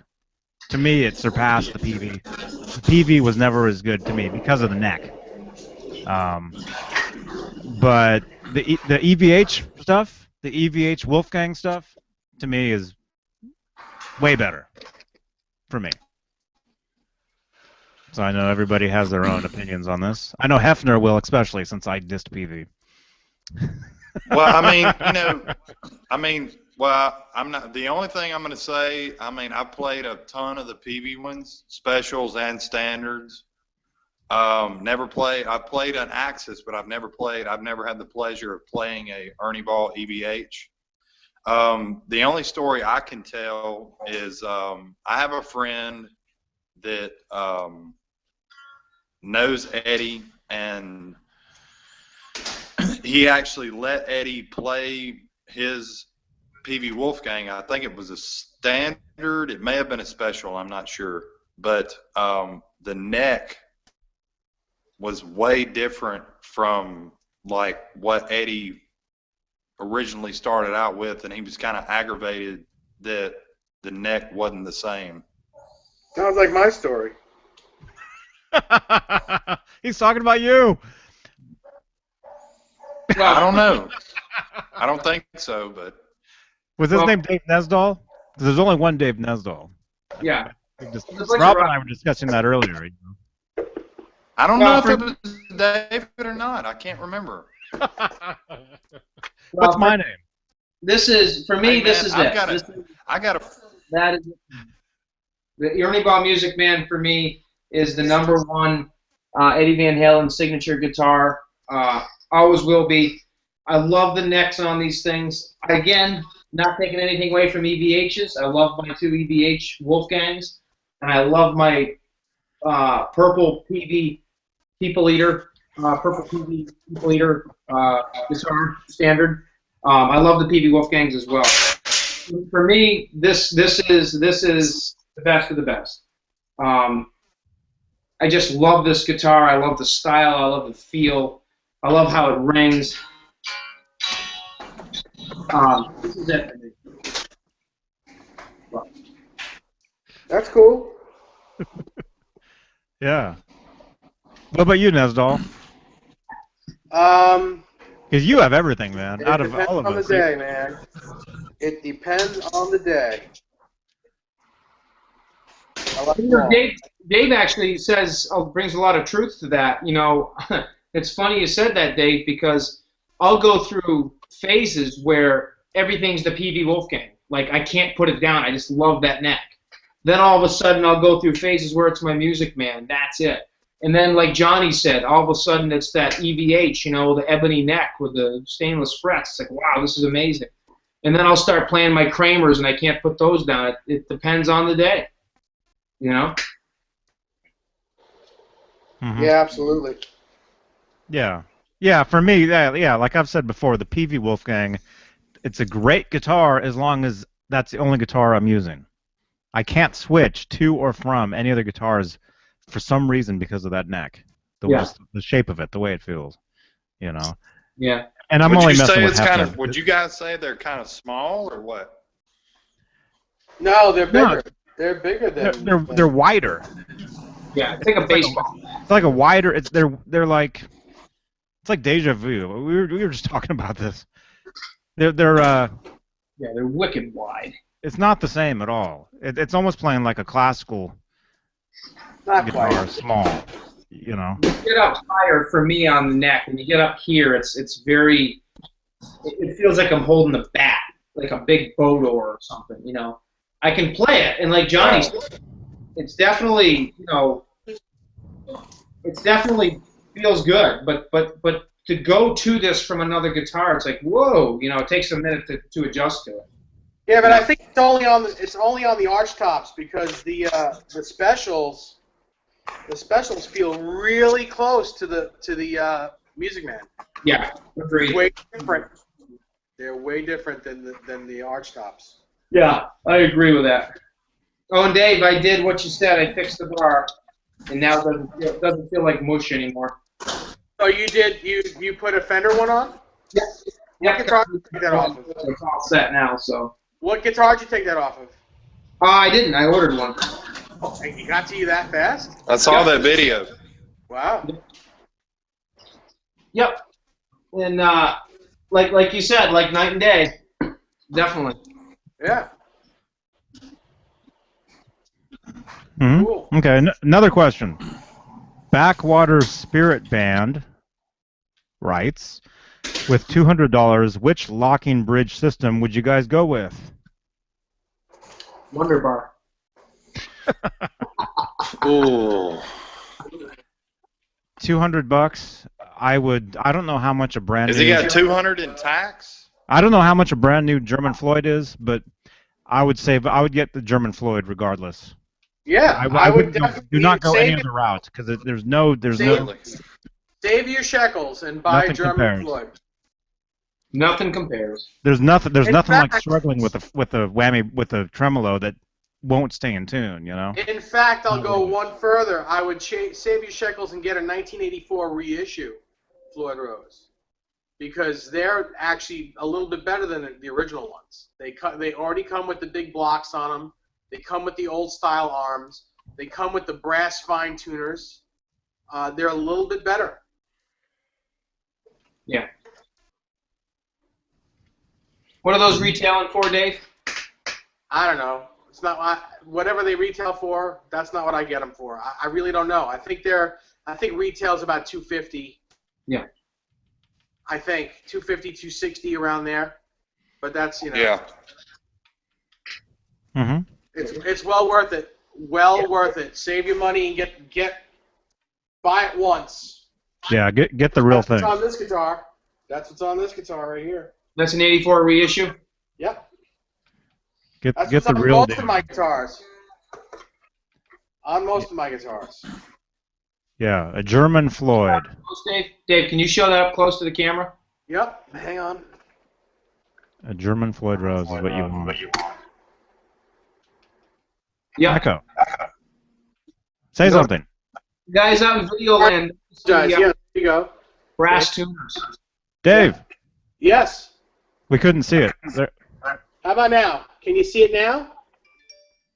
Yep. Can you see it now? Yes. Yeah. Here it is. Yes. 1984 reissue with the old style collar. Like that, the old style collar. The brass block. The brass fine tuners. It does not come with the stainless steel locking screws, these things. I put them on, and it does not come with the titanium saddle blocks, but that's a little bit more money, and you can get them. But the guitar, the bridge as a whole is a very good thing. Yeah. Hey guys, I gotta go, man. Okay. All right. See you, man. Enjoy your chicken. Yeah, enjoy that chicken. It was good talk. Yeah, I know. I gotta get back on this grill, dude. It was good talking with you guys as always, man. Throw some barbecue sauce on that. I am when I get done. Yo, good to see you, Hey, man. I gotta show you guys. I gotta show you guys one thing. One thing before I let you go. This is how much I cook on the grill. I just went to the store today and bought charcoal. Oh, wow. Kingsford, baby. I barbecue a lot. It's always nice to grill. Hey, Hef, I got to say one thing that a good friend of mine from the South told me. And you'll appreciate this because I spent a lot of time in Louisiana, Mississippi, and Arkansas. I've spent a lot of time. I got a lot of friends that are Southern boys. And I used to say I would barbecue a lot. One of my good friends, Tom Price from the South, he used to say to me, "What'd you say? You barbecue? What do you mean you barbecue? I'm going to tell you something, son. You cook out. You cook out is what you do, and barbecue is what you eat." That's right. So, yeah, whenever I hear someone say, "Oh, I'm going to barbecue tonight," huh? You're going to cook out. You're not going to barbecue. Barbecue is what you eat. Cookout's what you do. Is that do you agree with me? Actually, I absolutely agree. I mean, the reason I said barbecue is where I thought you northern guys or California guys would know what I was talking about. Hef, I've spent plenty of time in the South. I relate to you on that. I'm cooking out tonight. I'm fixing to do some barbecuing myself. Get your grilling on. Yeah. Hey, you guys, Cool, man. you guys got to find out what the word "fixing to" means. It means gonna do. Getting ready. I don't even understand what you just said. Rob knows. Rob knows. Oh yeah, I'm fixing to do this. I'm about to do this. Right. Is that one word? Hey, well, I'm gonna be Johnny Bean. I don't know how many words it is. I'm gonna be Johnny Bean for a second with a Southern accent. Hi, my name's Johnny Bean, and I'm fixing to take Howie out for a walk in the beach. What do you think of that, Hef? All right, guys. Dave, Johnny, Rob, Later. have a good one, man. Thanks, man. Take it easy, buddy. See you, Jeremy. Hey, man. Good to See see ya. you. Thanks for coming on. Good to see you. You as Hey, well. man. Fit, huh? Fixing. Fixing to. I don't know. Somebody just commenting on that. Are you guys still awake? We have a lot of questions. Come on, let's do it. Let's just do them quick. Let's do it. Bruce Wayne, this is for you guys anyway. Have either Dave or Rob ever thought of tackling a Snake Dragon Explorer? Come on, Grogan. Let's go outside. No. No. I don't care to. It's too much work for me. Quite frankly, I don't like the guitar enough to want to bother. Yep, same Never here. one of my favorites. It was never one of my favorites. I'd never play it. It'd be a waste of my money and time. Oh, shame on you guys. Can't believe it. If somebody gave me one, I'd do it, but... I can't believe this. Okay. Oh, Rick VH. Actually, it... Fittin'... Fixin'. I'm not saying a bad word here, am I? No. All Guys, right. you're seeing my avatar is because I'm just letting my dog out real quick. He wanted to go outside, so I'm here, but I'm just letting my dog out. No, that's cool. Bry the sign guy, huh? I think with the brass trim lock on the back. What? That must be part of another comment. I'm not sure. Are you still here, Bry? Bry the sign guy? Come on, girl. Let's go this way. Rick VH says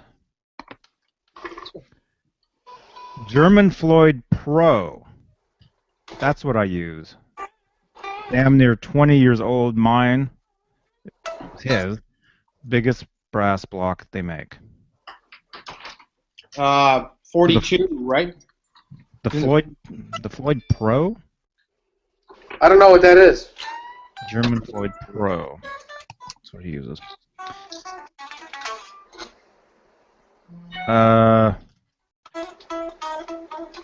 Bruce Wayne. Here's another question. His last question, he says. Keep them coming, Bruce. Would you guys consider doing a Kramer double neck? Yes. A Kramer what? Double neck. And as a matter of fact, when Dave and I were at Paul's place, we were talking about that being one of our future projects, right, Dave? Yep. Probably by the end of summer. Yep. We just need to find someone who can make us the body and neck. It's already being done. I didn't tell you that, but Scott's doing it. Oh, with the brass trim lock on the block. What? The brass trim lock on the back. The addition on Dave's guitars. Oh, is he talking about the trem stopper? Maybe. He's talking about trem stoppers. I think he's asking about your trem stopper. Oh, I just put them on the guitars for a little bit more resonance. They don't need to be there. See a treat. Yeah, Dave seems to think. Well, and I mean this. I don't mean this in a bad way. I mean, and this is Dave's opinion, and I agree with him. But Dave seems to think that they help the guitar resonate a little bit more. And I never thought that until I actually played a couple of his guitars and I saw what he was talking about. Because I agree. I think they do help. Mm-hmm. Okay, Apollo Rocker. Oh, Bry the sign guy says yes. Nice upgrade. Okay, Apollo. Thank you, Bry. Apollo Rocker says, "Hey guys, love the broadcast. Thank you. I want an EVH Wolfgang Stealth Special. Should I go for an older Japanese-made model or a Mexican-made?" I'd go for the Mexican-made because they're arch tops and they're closer to the USA. I agree. The only thing you're going to lose out with is you will not get the stainless steel frets. Yeah. No biggie. Yeah, he says, didn't the Japanese models come with stainless steel frets? Yes, they did. The Chinese ones as well. That's what I have. And so so the Mexican-made ones, they're bigger frets. They're nickel, right? They're nickel silver, and you know what? Nickel silver frets have been used for the last 100 years. Yeah, they're fine. Yeah. They're great. Yeah. If I could go back, if I could have held off until the Mexican versions came out, I would have got one of those for my Stealth because that's the one thing about my 2015 Tour Relic. And when it was the Stealth, when it was black, that bothered me. It wasn't an arch top. That's the one thing that still bugs me about it. Other than that, I love it. Mm-hmm. Okay, Rick VH, he sent us a link. So if you're watching this video on YouTube, in the comments there's a comment from Rick VH, and he sent a link to the Floyd Pro from Musician's Friend. Although I might have to approve that comment, actually, since there's a link in there. The Vigilant. Hey guys. What's happening, bud? Question for all of you. Is there a do-it-yourself video to recommend for setting up locking tremolo? Example, making a floating trem flush to the body. Adam Reaver's got one, right, Dave? I think he does, actually. Yeah. Probably I does. think he does. On FU Tone. Mm-hmm. Yeah, check out Adam Reaver's YouTube channel. Just search FU Tone.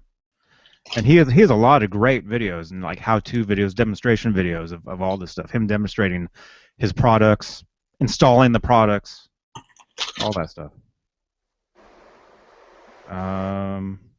Rick VH. Yeah, we have a lot of comments on here. Missed that 0812 episode. I guess the one that Nesdall and I did yesterday. Man, it was for sure a magical. It was for sure magical. The record or our chat? Probably the record. Take it to the next level when that dropped. That was mother cool. AFU and intro, Source of Infection, whole album was whoa. And that's what's great about Ed. You don't just get whatever album. It's always on another level. VH3-2. That was magical. I agree. I love that record. Itself. I love the VH3 record. Love it. Mm-hmm. Well, that really was Eddie's solo record. That's really. I like it more the more I hear as the years go on. You know, and a lot of people, if they didn't like Gary Sharon, make a karaoke version of that album, and it's Eddie's solo album without vocals. That's really what it is. Yeah. Although I do like Gary Sharon, I thought he was great on it. I thought it was I was really looking forward to their next album, the one that never came out. It like their like That's Why I Love You. That was a good song. The B-sides one. Okay, here's another one. Okay, some of these comments are on separate other videos, ones that were not this one. I get comments like non-stop because people are watching like different videos all the time. But as far as the one we're doing right now, Apollo Rocker, and yes, we are live, by the way. Anybody looking at us? We actually do have quite a few people watching us right now. Thank you for watching this stuff. And yeah, thanks. If you dig this stuff, feel free to subscribe. We do a lot of these things. We like talking about this stuff. And yeah, we have a lot of different people in these things. Like you just saw, the guy grilling the chicken, Hefner. He's a great dude. I think he dumped a bag of rubbish or something. Something happened. I think he was taking out the trash and it spilled everywhere. We're talking and I was like, yeah, he's watching us though. Be careful. He still has the link, so he can jump back in at any time. I heard you. No, he's probably laughing. Rob, I heard what you said. And that's my accent. You guys are saying my accent. There's my. Rob, I'm fixing to come to this computer and kick your ass. I'm fixing. And I was only talking about Peavy with him because he lives down the street from Peavy, so he actually Peavy is very special to him. You guys remember that TV episode on Undercover Boss? Yeah, I saw some of that. Yeah. Hef was like devastated when he saw that episode. Apollo Rocker, thanks so much, guys. Who has the best deals on the Stealth Special? Should I go with Sweetwater? I don't know. I mean, they're all pretty much the same. I mean, some of them might have like a free shipping or something. Call the Music Zoo. Speak to Speak to Mark at the Music Zoo. Tell him I sent you. All right. Mark at the Music Zoo. There you go. Yeah, and make sure to say David Nesdall said so. Bry the sign guy, how long did you guys struggle with the Floyd Rose at first, trying to get it to stay in tune after playing with the whammy bar? Oh, well, there's a learning curve. You Yeah. know, you can't just expect to know how to use it right out the gate. You know, there's definitely a learning curve. It's going to take you a little while. Tuning it up, especially because if it's floating, especially, you know, you're going to tune it up forever until it's in tune, and you have to make sure that you're always using the same gauge of strings. Because if you say you're using a set of 9-gauge strings and you break a string and then you use a 10, you know, a set from a 10 gauge, your bridge is going to be, it's not going to be flat anymore. It's going to be up like this. It's going to be up like that. It's never going to tune up. It's going to be crazy. So there's a lot of things you have to know about it. There's a, you know, again, there's a learning curve.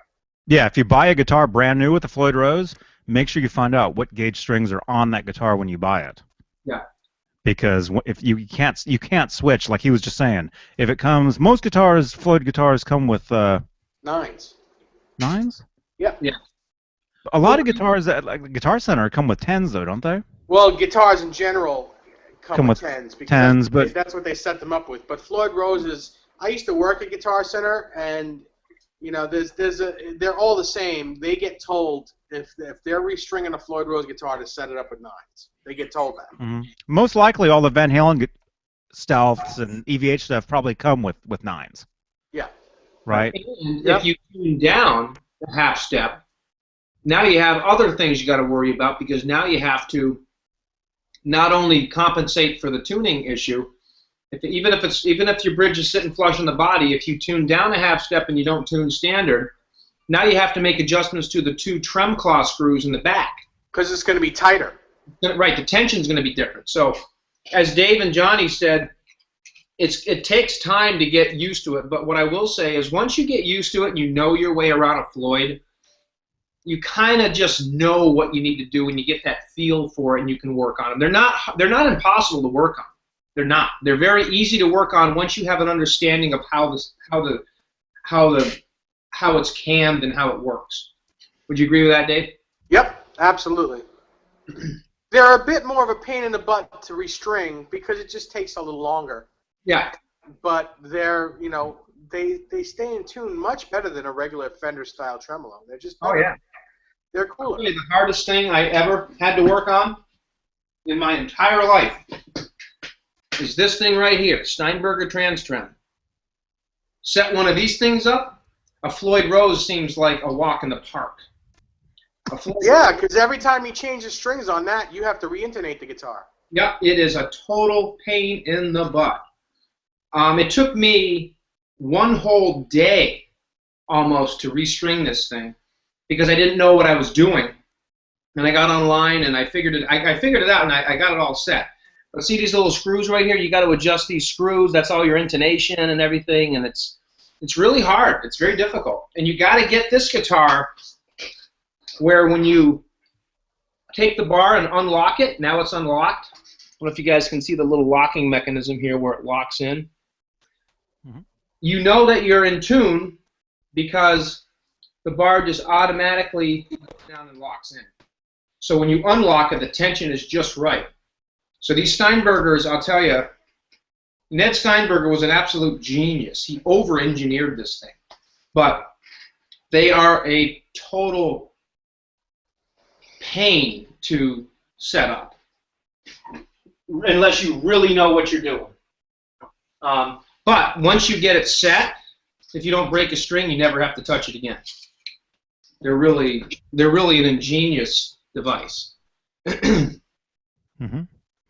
Oh, and he also says, this is Bry the Sign Guy, says VH3, Fire in the Hole, Dirty Water Dog, awesome. Awesome. Yep.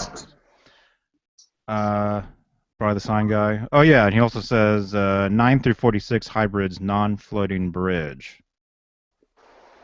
Okay. So that's what Eddie uses, but he uses that in E flat. That's about right. Yep. Yeah. Backwater. It's half 9s, half 10s. Mm-hmm. Yeah, he's been using heavier strings as he's gone on. He used lighter strings way back in the day, and because the Kramer 5150 strings are 9 through 40s. Right. It was like 9, 11, 15 or whatever. Which now are there 15? Do they still No, make? it's a 16 now. Yeah, or even the 40. He used either 42 or 46. Yeah. You know. Okay, Backwater Spirit Band. Thanks for the response to my other question, guys. German Floyd it is! Exclamation point. Now another. What's the story on the late 90s USA PV Wolfgang Special tremolos? What? Oh, wait. Where were they? Where were they made? How do they perform? Anything I should know about mine? What? Well, what does he have? Is it a special? The late 90s USA PV Wolfgang Special. Well, that's what I have. My green one is a late 90s, and it's made in America. Yeah, they're all USA parts, yeah. Assembled in USA. Now, the EXPs were a different story. Those were the Indonesian copies, or Indonesian versions. Indonesian or Korea, maybe. Korean, you're right, John. Yes. Yeah, and those are not the same. Not the same stuff. Okay, that's old. We have some other questions to answer on some other videos, but we'll do that some other time. Okay, real quick. We should probably call it pretty soon because we've been on for quite a while. I know it's later where you guys are, and I know Dave. I'm about ready to fall over. You're exhausted. 2 hours and 10 minutes, I think. Dang. We have a lot of people watching us, though. So thanks again for watching this stuff, everybody. Blame them? Look at us. We're awesome. Jim Nichols. Jim Nichols. Hey, Jim. Hey, guys. I'm a long-time Seymour JB humbucker user. That's what's in here. Right here. I'm thinking of shaking things up with my next guitar. Do you guys have the custom? What do you think?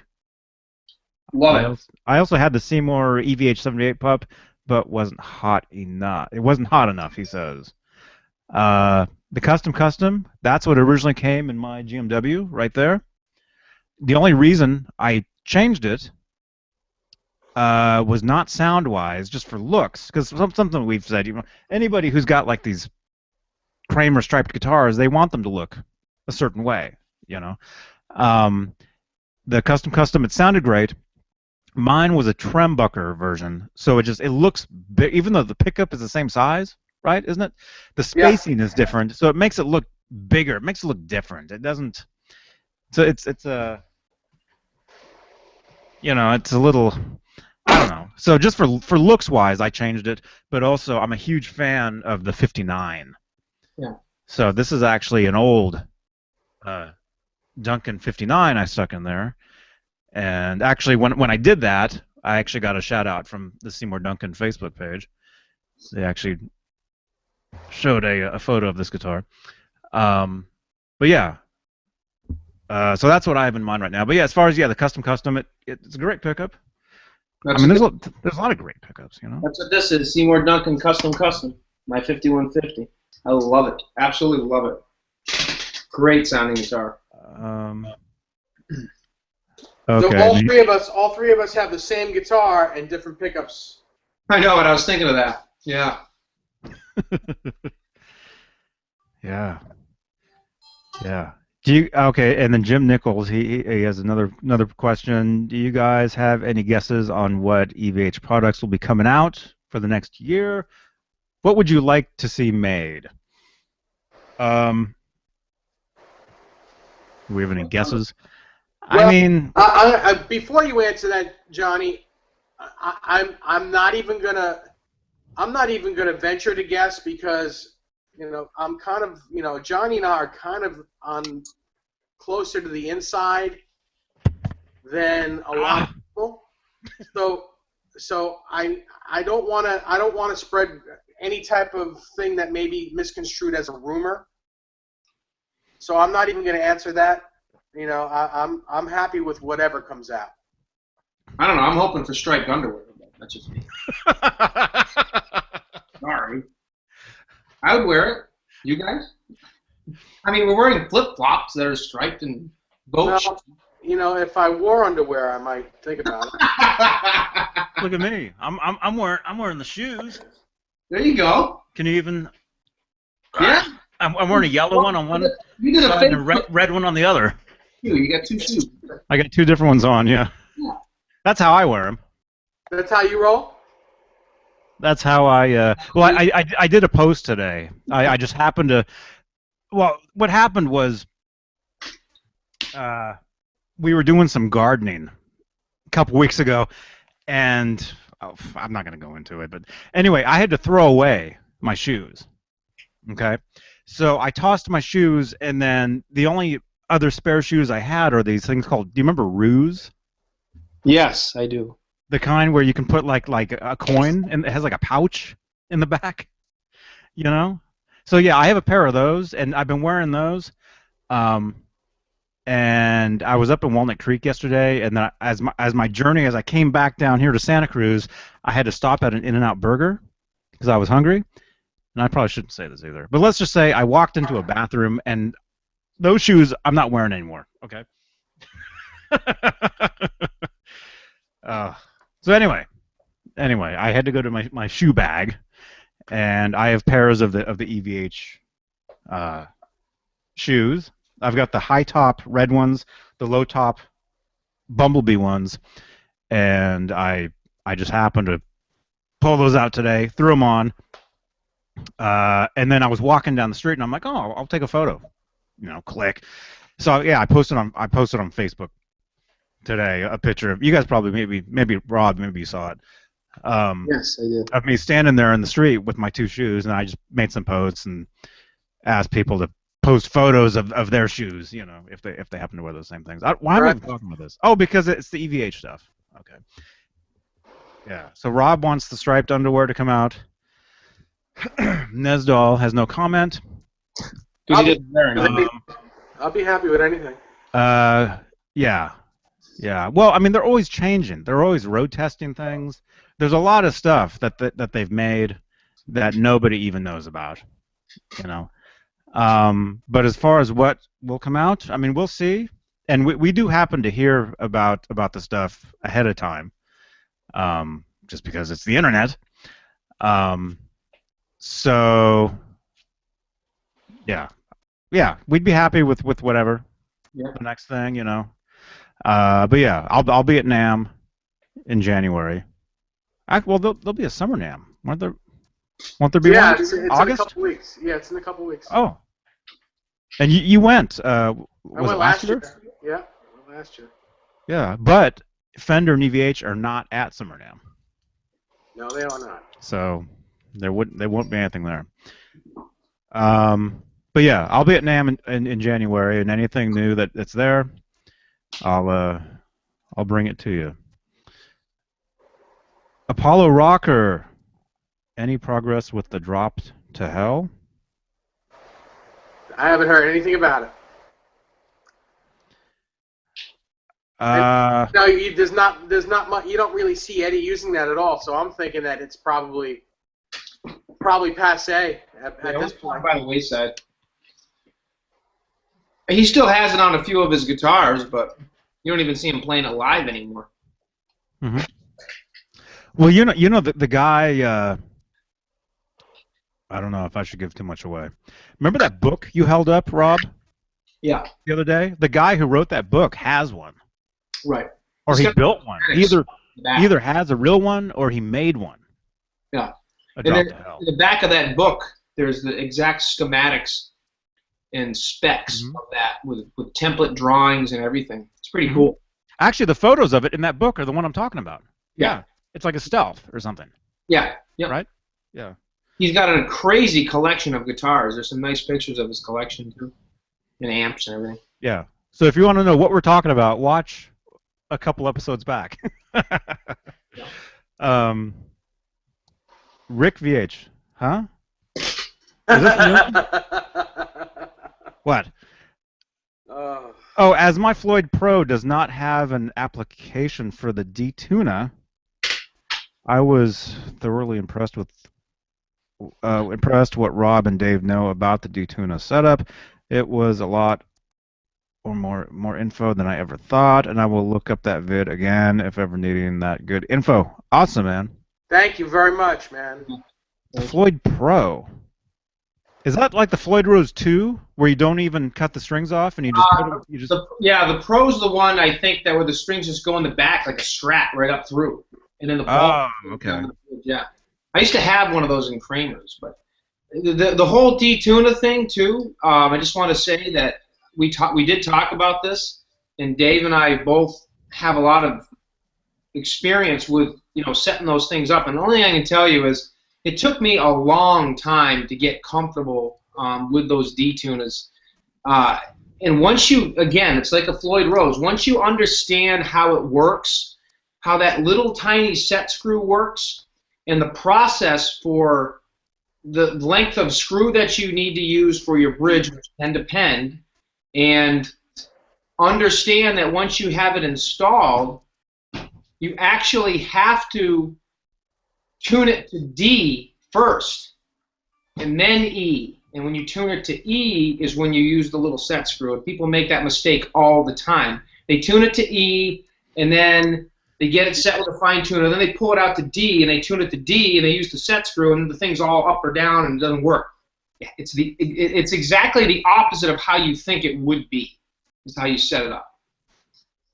And I learned that the hard way myself. Yeah. Yeah, I've screwed with a couple of them. Yeah. Too. I actually sold a couple of them years ago, Dave, thinking they were broken. Wow. I shouldn't say sold, but say got rid of a couple of them with people that said, "Oh no, I'll know how to fix them." I'm like, okay, have at it. And then a couple years later, I was like, there was nothing wrong with it. I was doing it incorrectly. User error. Yeah, operator error for sure. Cool. Am I here? Okay, Aaron. Okay, Brian the Sign Guy. Thank you for answering my question. Thank you for watching, man. Thank you for the questions. I mean, that's, Yeah. We're really happy to answer any and all questions. And Absolutely. thanks a lot for watching this stuff and asking the questions. I mean, it's great. It's great that people even watch this, because really this is us just hanging out. Like I said before, people consider this like a show or something, and it's kind of turned into one, I guess. To me, see, you hear that? Those are all comments. But the best one's going to be when we're down seeing you, Johnny. When Nesdall and I come visit you, and we do a hangout where we're all three of us sitting in the same room, that's going to be the best part. It's going to have to be in a non-location place, because he'll never let us know where he lives. Yeah. Well, I got no room here. I live in one room. I mean, that's my bed. Yeah. Rick VH. You can hear me, right? Yeah. Okay. Yeah. It doesn't sound the same for some reason. Oh wait. There we go. Okay. I wasn't as loud. Rick VH. My custom is really a triple C. Custom instead of double C or custom. I had MJ. Hey MJ. If she's even watching this, wind it to a 2. Wind it to a 10.5K opposed to 14.4K to cool it off. Yeah. A bit. It gives the 78 a run for its money, a little bit different flavor. Cool. I have a 78. I have a custom shop 78 in my Circles guitar, and I'm not crazy about it in a Northern Ash body. It's a little bright. Interesting you said that. Because I have one in a poplar body, and I love it. I love it in the poplar. Yeah. Not so much in the ash though, huh, Dave? Nope. It's a little bright, a little brittle. Huh. That's interesting. That's very interesting. Okay. Bruce Wayne said last question, but I just got back from a run, and so I got one more. Back from Gotham City. Do you guys prefer R2 size Yes. nut or to R3 or vice versa? R2, because it's 1 5/8 at the nut, That's what this is. Yep. 105/8. It's Fender. It's Charvel is going to be an R3 at least. They're never R2s. They're wider. They're either an R3 or an R5. Fender is going to be an R2. There's three different sizes. R2 is 1 5/8 inches at the nut. R3 is going to be 1 11/16 like a Gibson, or some Charvels. An R5 is going to be 1 3/4 like a Charvel. Mm-hmm. Yeah. Or like ESP George Lynch, any of the George Lynch guitars, they're really wide here, really wide. So that's going to be an R5 nut as well. Yep. Yeah, I mean, I'm not even going to respond to that because Dave said exactly how I feel on that too. R2. Yep. How's the eyes holding up, Dave? I'm dying. It's starting to hurt actually. Can you see it? Like my eyes are looking droopy. You see, your eyes look tired. Your whole face looks like it's just white. Yeah, you know, I'm tired. You get some sleep. Yep. I got to be up early. I have to go see the surgeon in the morning for my post-op. Yeah. We'll wrap this up here. But yeah, I definitely, I'm glad I got that collar on my PV. Yeah, cool. Me too. I'm glad you got it on there too. You'll love that. Oh, driving me nuts. I hated it like that. Mm-hmm. I didn't even think of it until you and I were talking about it that day when I was driving home from work and I called you. And you asked me, you were like, hey, how is the play in yours? Does it feel like it's in mud? And to be quite honest with you, I never played it because when I did the mod to mine that day, I just got it set and all I did is I just wiggled the bar to make sure I had enough play and I put it back in the stand because I had so I never played with it until that day and I was just like, oh, this thing sucks. Yeah, it was really not good. Yeah, it didn't respond when it would engage. It just didn't. It just felt like I had to go through like an inch of mud first before it would even start, creating the effect. Hated it. And I'd never seen that on a Floyd bar before like that. I'd never seen that kind of muddiness to it, Yeah, I've owned, and I know you have too, I've owned a lot of PV Wolfgangs. Yeah. I seem to, I had forgotten that I've done that in the past, because this is not my first rodeo, but I remember, I had forgotten that it was very spongy. Yeah. Until I did it on this one, I'm like, oh, that's right, it's going to be very spongy. And then I asked you if it was spongy, and you were like, yeah.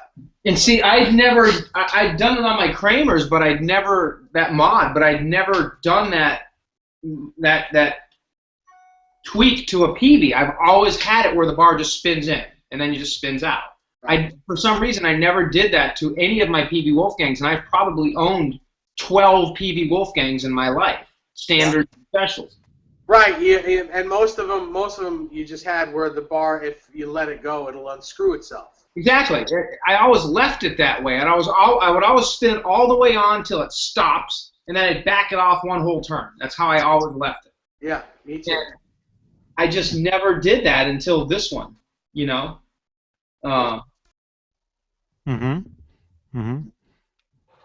Well, my notifications are like hours late. According to my phone, according to Twitter, I just tweeted out a photo. Did you see me tweet out a photo? I tweeted out that photo hours ago. Not a pornographic photo. No. Is that why you went on? Is that why your avatar came out for a little while? Yeah. Go to my Twitter if you want to see what photo I tweeted. It's the sneakers. It's your two. Paul Rodin. Yeah. It's my sneakers. What was I going to say though? Paul Rodin has a comment here, but I mean Rodin. Rodin. But no, so you guys are talking about the whammy bar. We can't not say that. We can't not say that. The one that's on my Music Man, my original Floyd, the one that was on this Kramer originally, and when I bought it, in the 80s. Mine just got stuck somehow, so I can spin mine forever. It's like, the nut is, it's what's the word? What am I trying to say? Loose. Loose.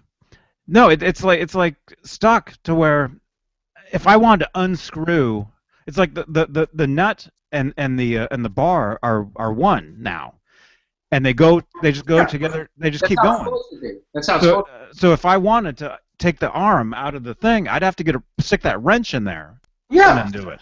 yeah, that's the way it is on our guitars. You know? Yeah, but mine ended up like that by accident. You know?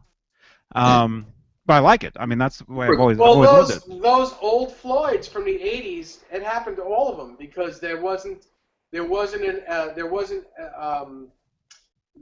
washers that they're using nowadays are different from the ones they used back then. They were a lot thinner, and they would unscrew themselves. Yeah.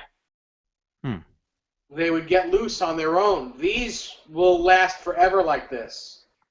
A very reliable source, who you guys probably know who I'm talking about, told me a long time ago that they heard firsthand that on Eddie's old guitars, like the 5150 and the Frankenstrats, on his Floyd Roses, when he got the bar set how he wanted it, you know, like that broken kind of feel where the bar had all that play, all that wiggle play, he would turn it upside down and take super glue and dump a whole like a whole half bottle of super glue on that collar so it wouldn't move. Yeah. It wouldn't move. Yeah, he would super glue the crap out of it on the back, so that bar would just spin like that.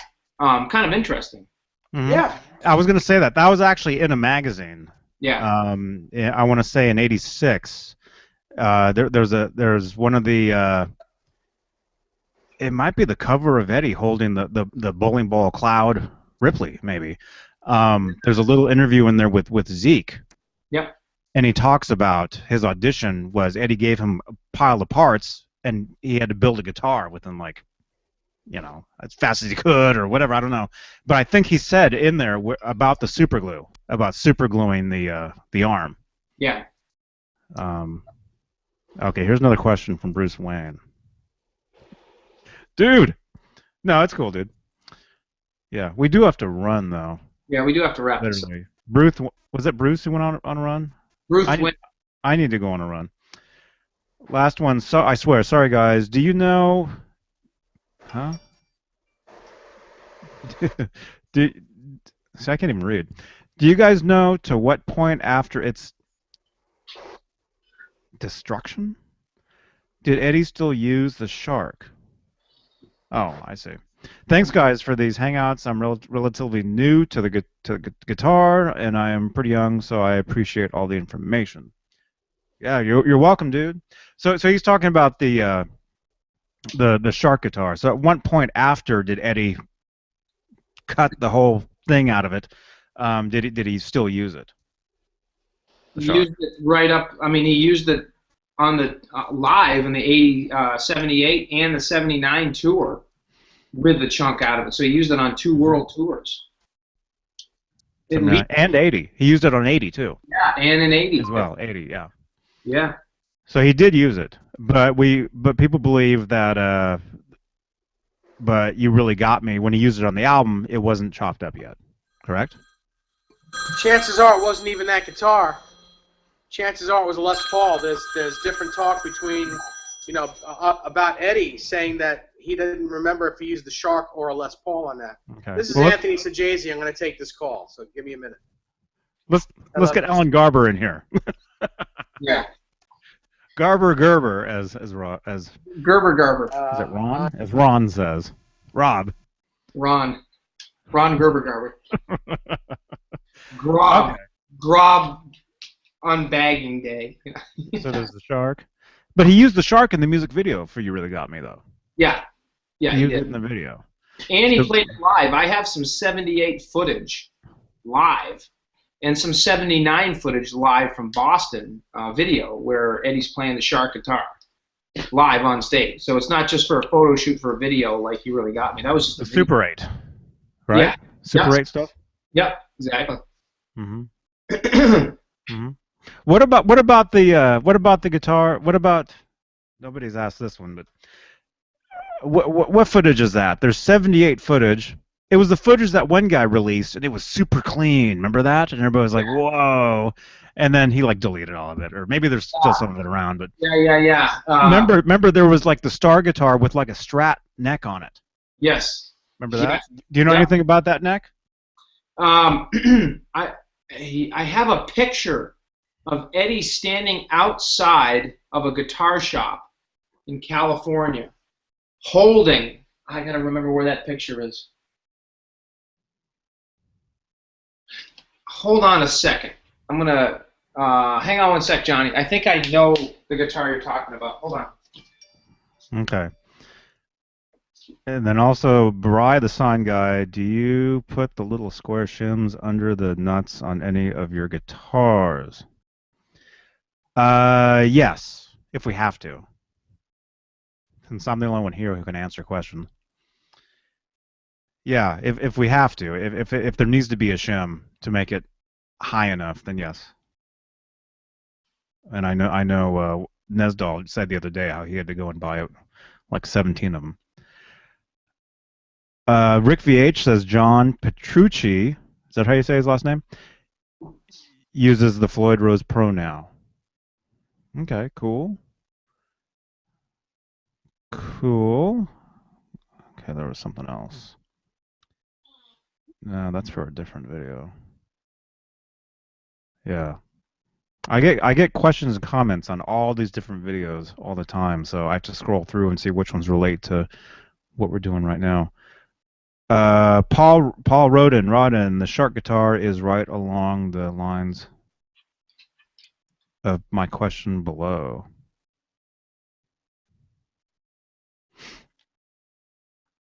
The shark guitar. Yeah, we do know he used it live because there's photos. You know, there's actual photos of him playing it.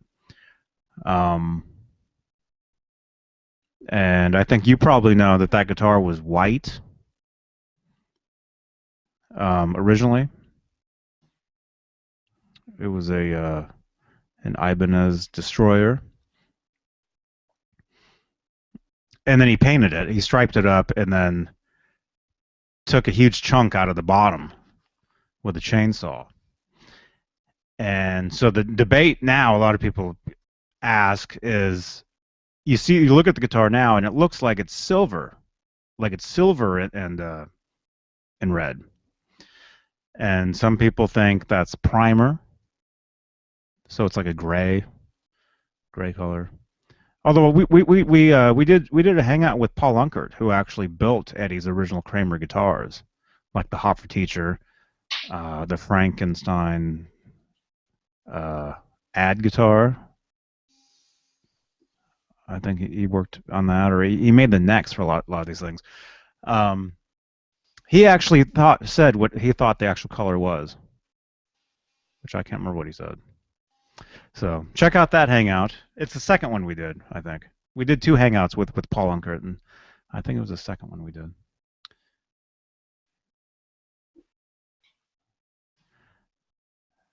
Got really quiet in here all of a sudden. All right, Johnny, I'm back. Unfortunately, I can't find a picture on me. I have it, but it would take me forever, and I don't want to do it on a live hangout. I'll find it for the next video we do, but it's a picture of Eddie standing outside a guitar shop with a Star guitar body. It's white and kind of pinkish. It's kind of like a pinkish type white body with a Strat maple neck on it. Strat head maple neck. Are you talking about the one where he's outside there's a movie theater behind him? Yes. And it says the Schwarzenegger. Yeah, like it says Conan the Barbarian behind him.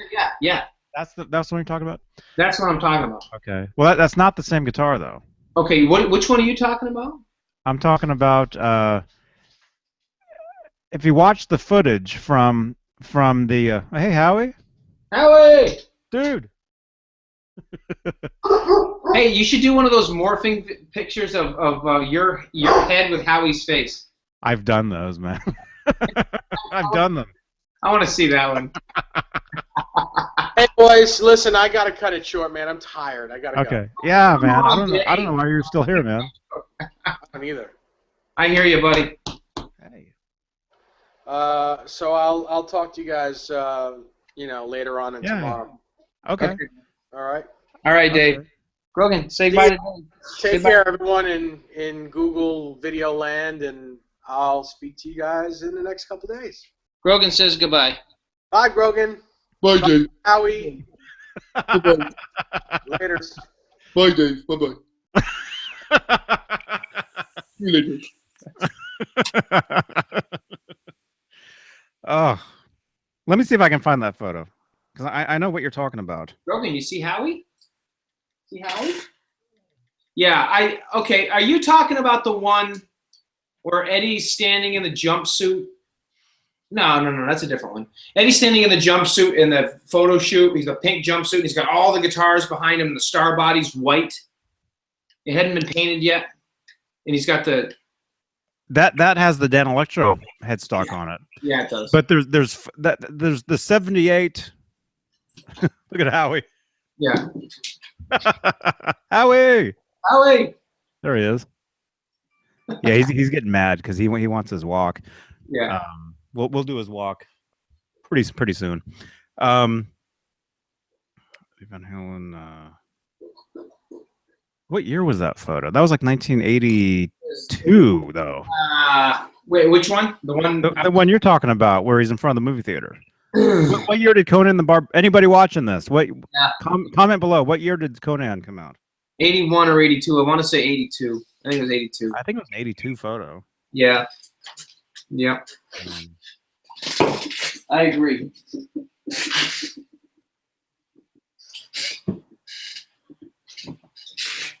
Rogan brought all these pillows up here. Huh? He brought pillows? We call him the Pillow King. He loves pillows. He takes pillows from the couch and he brings them upstairs. He brings them all over the place. Huh, buddy? See Howie? See Howie? Howie. Howie. There's Howie. Howie's watching. Hi, Howie. Hi, Howie. Hello.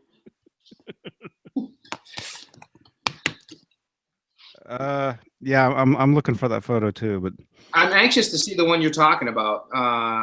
Yeah, well, the one I'm talking about, you can see it. It's in the footage. Watch the is it Fresno? Watch the Fresno 78 footage. It might even be the first tune, On Fire. Watch that, and you'll see Eddie's playing like a star guitar with a Strat headstock, and it's white. Doesn't surprise me. It doesn't surprise me because Eddie was constantly throwing necks on different bodies and whatever. Because one of the main guys that actually from Guitar Player magazine actually asked me that question. They were asking me what I knew about that neck, and I can't remember what I told him because it's been a while. But yeah, see, now we have to show the photo you're talking about. Yeah, I know. We have to find it. Or can anybody watching this? Do you guys know? If anybody, Teddy, where are you? Anybody watching this right now? If you know the photo we're talking about with Eddie holding the guitar and he's got the movie theater behind him, it says Conan the Barbarian, message me the photo on Facebook. I have it on my phone somewhere. I could find it too. Howie!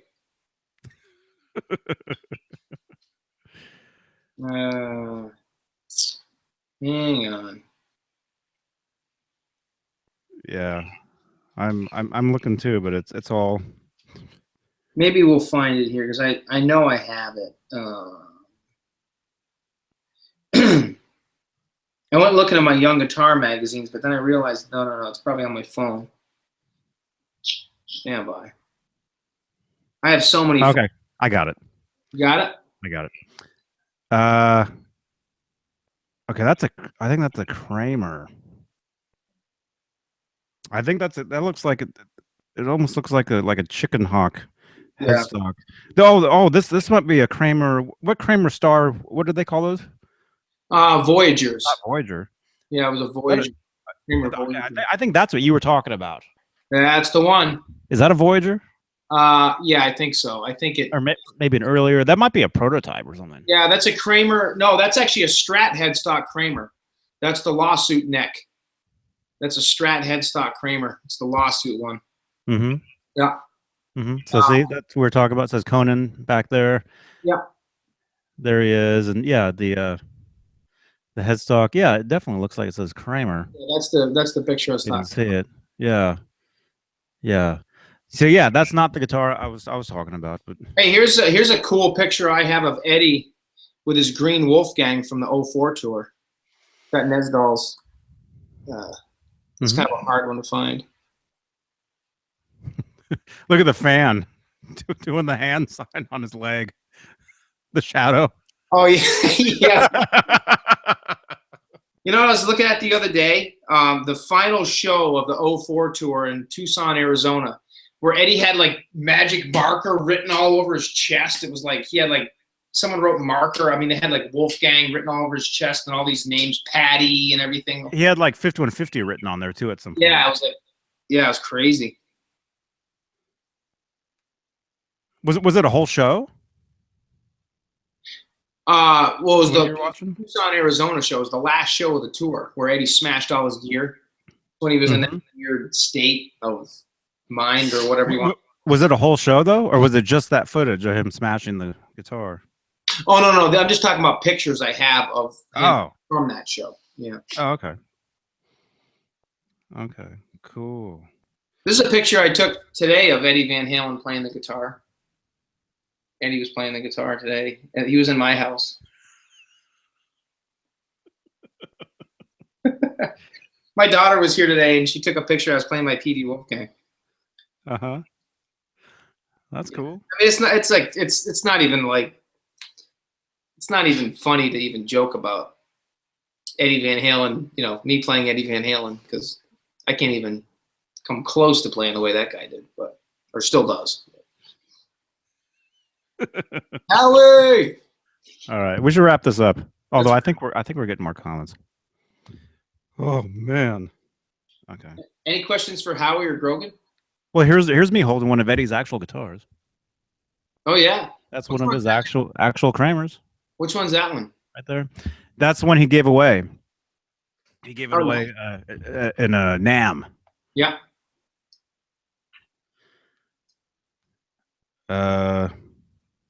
Okay. All right. So that's. Oh yeah, and if anybody wants to see, yeah, here's this is the photo I tweeted out earlier. So that's right there, wearing the two different shoes. Get any good comments on them when you were out? Oh yeah, yeah. On Facebook, people are posting like a bunch of photos of their shoes. Everybody, yeah. Somebody just posted just now. Somebody commented. Let's see. Yeah, they got the flip flops. They got the regular ones. It's in the different Facebook groups. Very cool. Yeah. Yeah. Yeah. All kinds of stuff. Cool. Okay. Okay. I think we're gonna wrap this up. Thank you everybody for watching this stuff. Really, really happy you guys dig listening to this stuff and just watching us talk about this stuff. Because yeah, this is, you know, people consider this a show or whatever, but to me it's just hanging out, you know, talking about this stuff, and we broadcast it live so other people can actually join in and watch, comment, you know. Okay, I think somebody else asked a question on my other page. Let me just check. Make sure. I might Monday. Oh, Jeremy Carter. Oh, you sent me a question on Monday.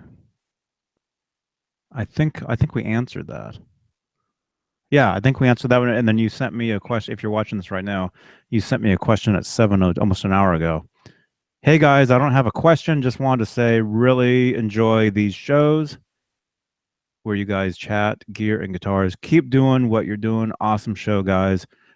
Thank you very much, Jeremy Carter. Thank you, dude. Yeah. Rick VH. Okay. I'll answer these and then we should split. Yeah, we've been on here for quite a while. Although we do have we got quite a lot of people watching this, which is great. Thanks for watching this stuff. Although you can see right now, it's gotten to the point where we're both just looking at our phone. Yeah, But we're actually looking for stuff for what we're doing. Stuff to show you guys, though. We're not actually just we're not bored now. No, not at all. We need a new VH CD. Rick VH says, "I'm dying for one." He says. Yeah, it'd be nice. I don't know if we'll see it. I'd love to see him go back out on tour with Hagar one more time. Mm-hmm. I'd really love to see that. Have him do it right one more time. Not like 04.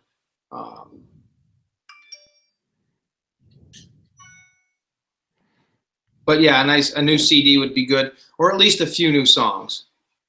One thing I would like to see the band do, and I'm sure Johnny will agree with me on this, I would love to see them release live shows from every tour, starting back from '78. They have Van Halen recorded literally hundreds and hundreds and hundreds of live shows from day one. They have tons of footage from Women and Children First. They recorded like every show from the Balance tour, 5150 tour. I mean, every tour they have tons of live pro shot footage from the camera guys. I'd love to see them go through some of that and put out like a live show from every tour. I'd love to see that. Was all that stuff recorded? They recorded it. Do they still have it? That's the question. Because a lot of that stuff, the cameras are for the screens. Yeah. I have interviews where they say they have I can't remember where, it's in guitar magazines, where they have every show from the Balance tour recorded on video. Every show. Again, do they still have it today? I don't know. But whatever they do have, and I'm sure they still have some stuff left over from the old days, I'd love to see some of that stuff resurface. And I think over time we might see that. I mean, like I said, who would have thought years ago we'd be seeing all this EVH gear stuff, striped guitars and all this stuff? Nobody ever thought that. Nobody ever thought we'd see a live CD with Dave, and we got Tokyo. So, I mean, I think as time goes on, we'll see more and more stuff get released as the band, Eddie's very much in tune now, I think, to what the fans want, and you can thank Wolfgang for a lot of that, because he's the one that picked the set list for the last 3 tours. He basically knows what the fans want to hear. I mean, who would have thought 20 years ago, 15 years ago, 10 years ago, we'd be listening to, dirty movies and hear about it later. Nobody ever would have thought we'd hear those songs, Light Up the Sky, and it's like, wow, Mm-hmm. So who knows? We'll see what happens. Yes. Okay. All right. We are out of here. We got split. So yeah, this was great. This was great for our Wednesday. And yeah, we've been meaning to do these things now, Monday, Wednesday, and Friday, roughly about this time. When did we start this? 5 Pacific? Yeah, about 5 Pacific, 8 Eastern. So we're going on 3 hours? Dang. Yeah, we're going like 2.5, 3 hours. That's almost 3 hours. Wow. Nesdall's passed out by now. Yeah. Well, I'm sorry that he was even here, because he had eye surgery this morning. And poor guy. I never thought he would have made it. He shouldn't even have been here, but he wanted to be. He texted me and said, "I want to be in this." Yep. So, So thanks, guys. Bry, the sign guy, says, "Thank you very much." Oh, Warmouth Strat. Yeah, we've been on here for like 3 hours, man.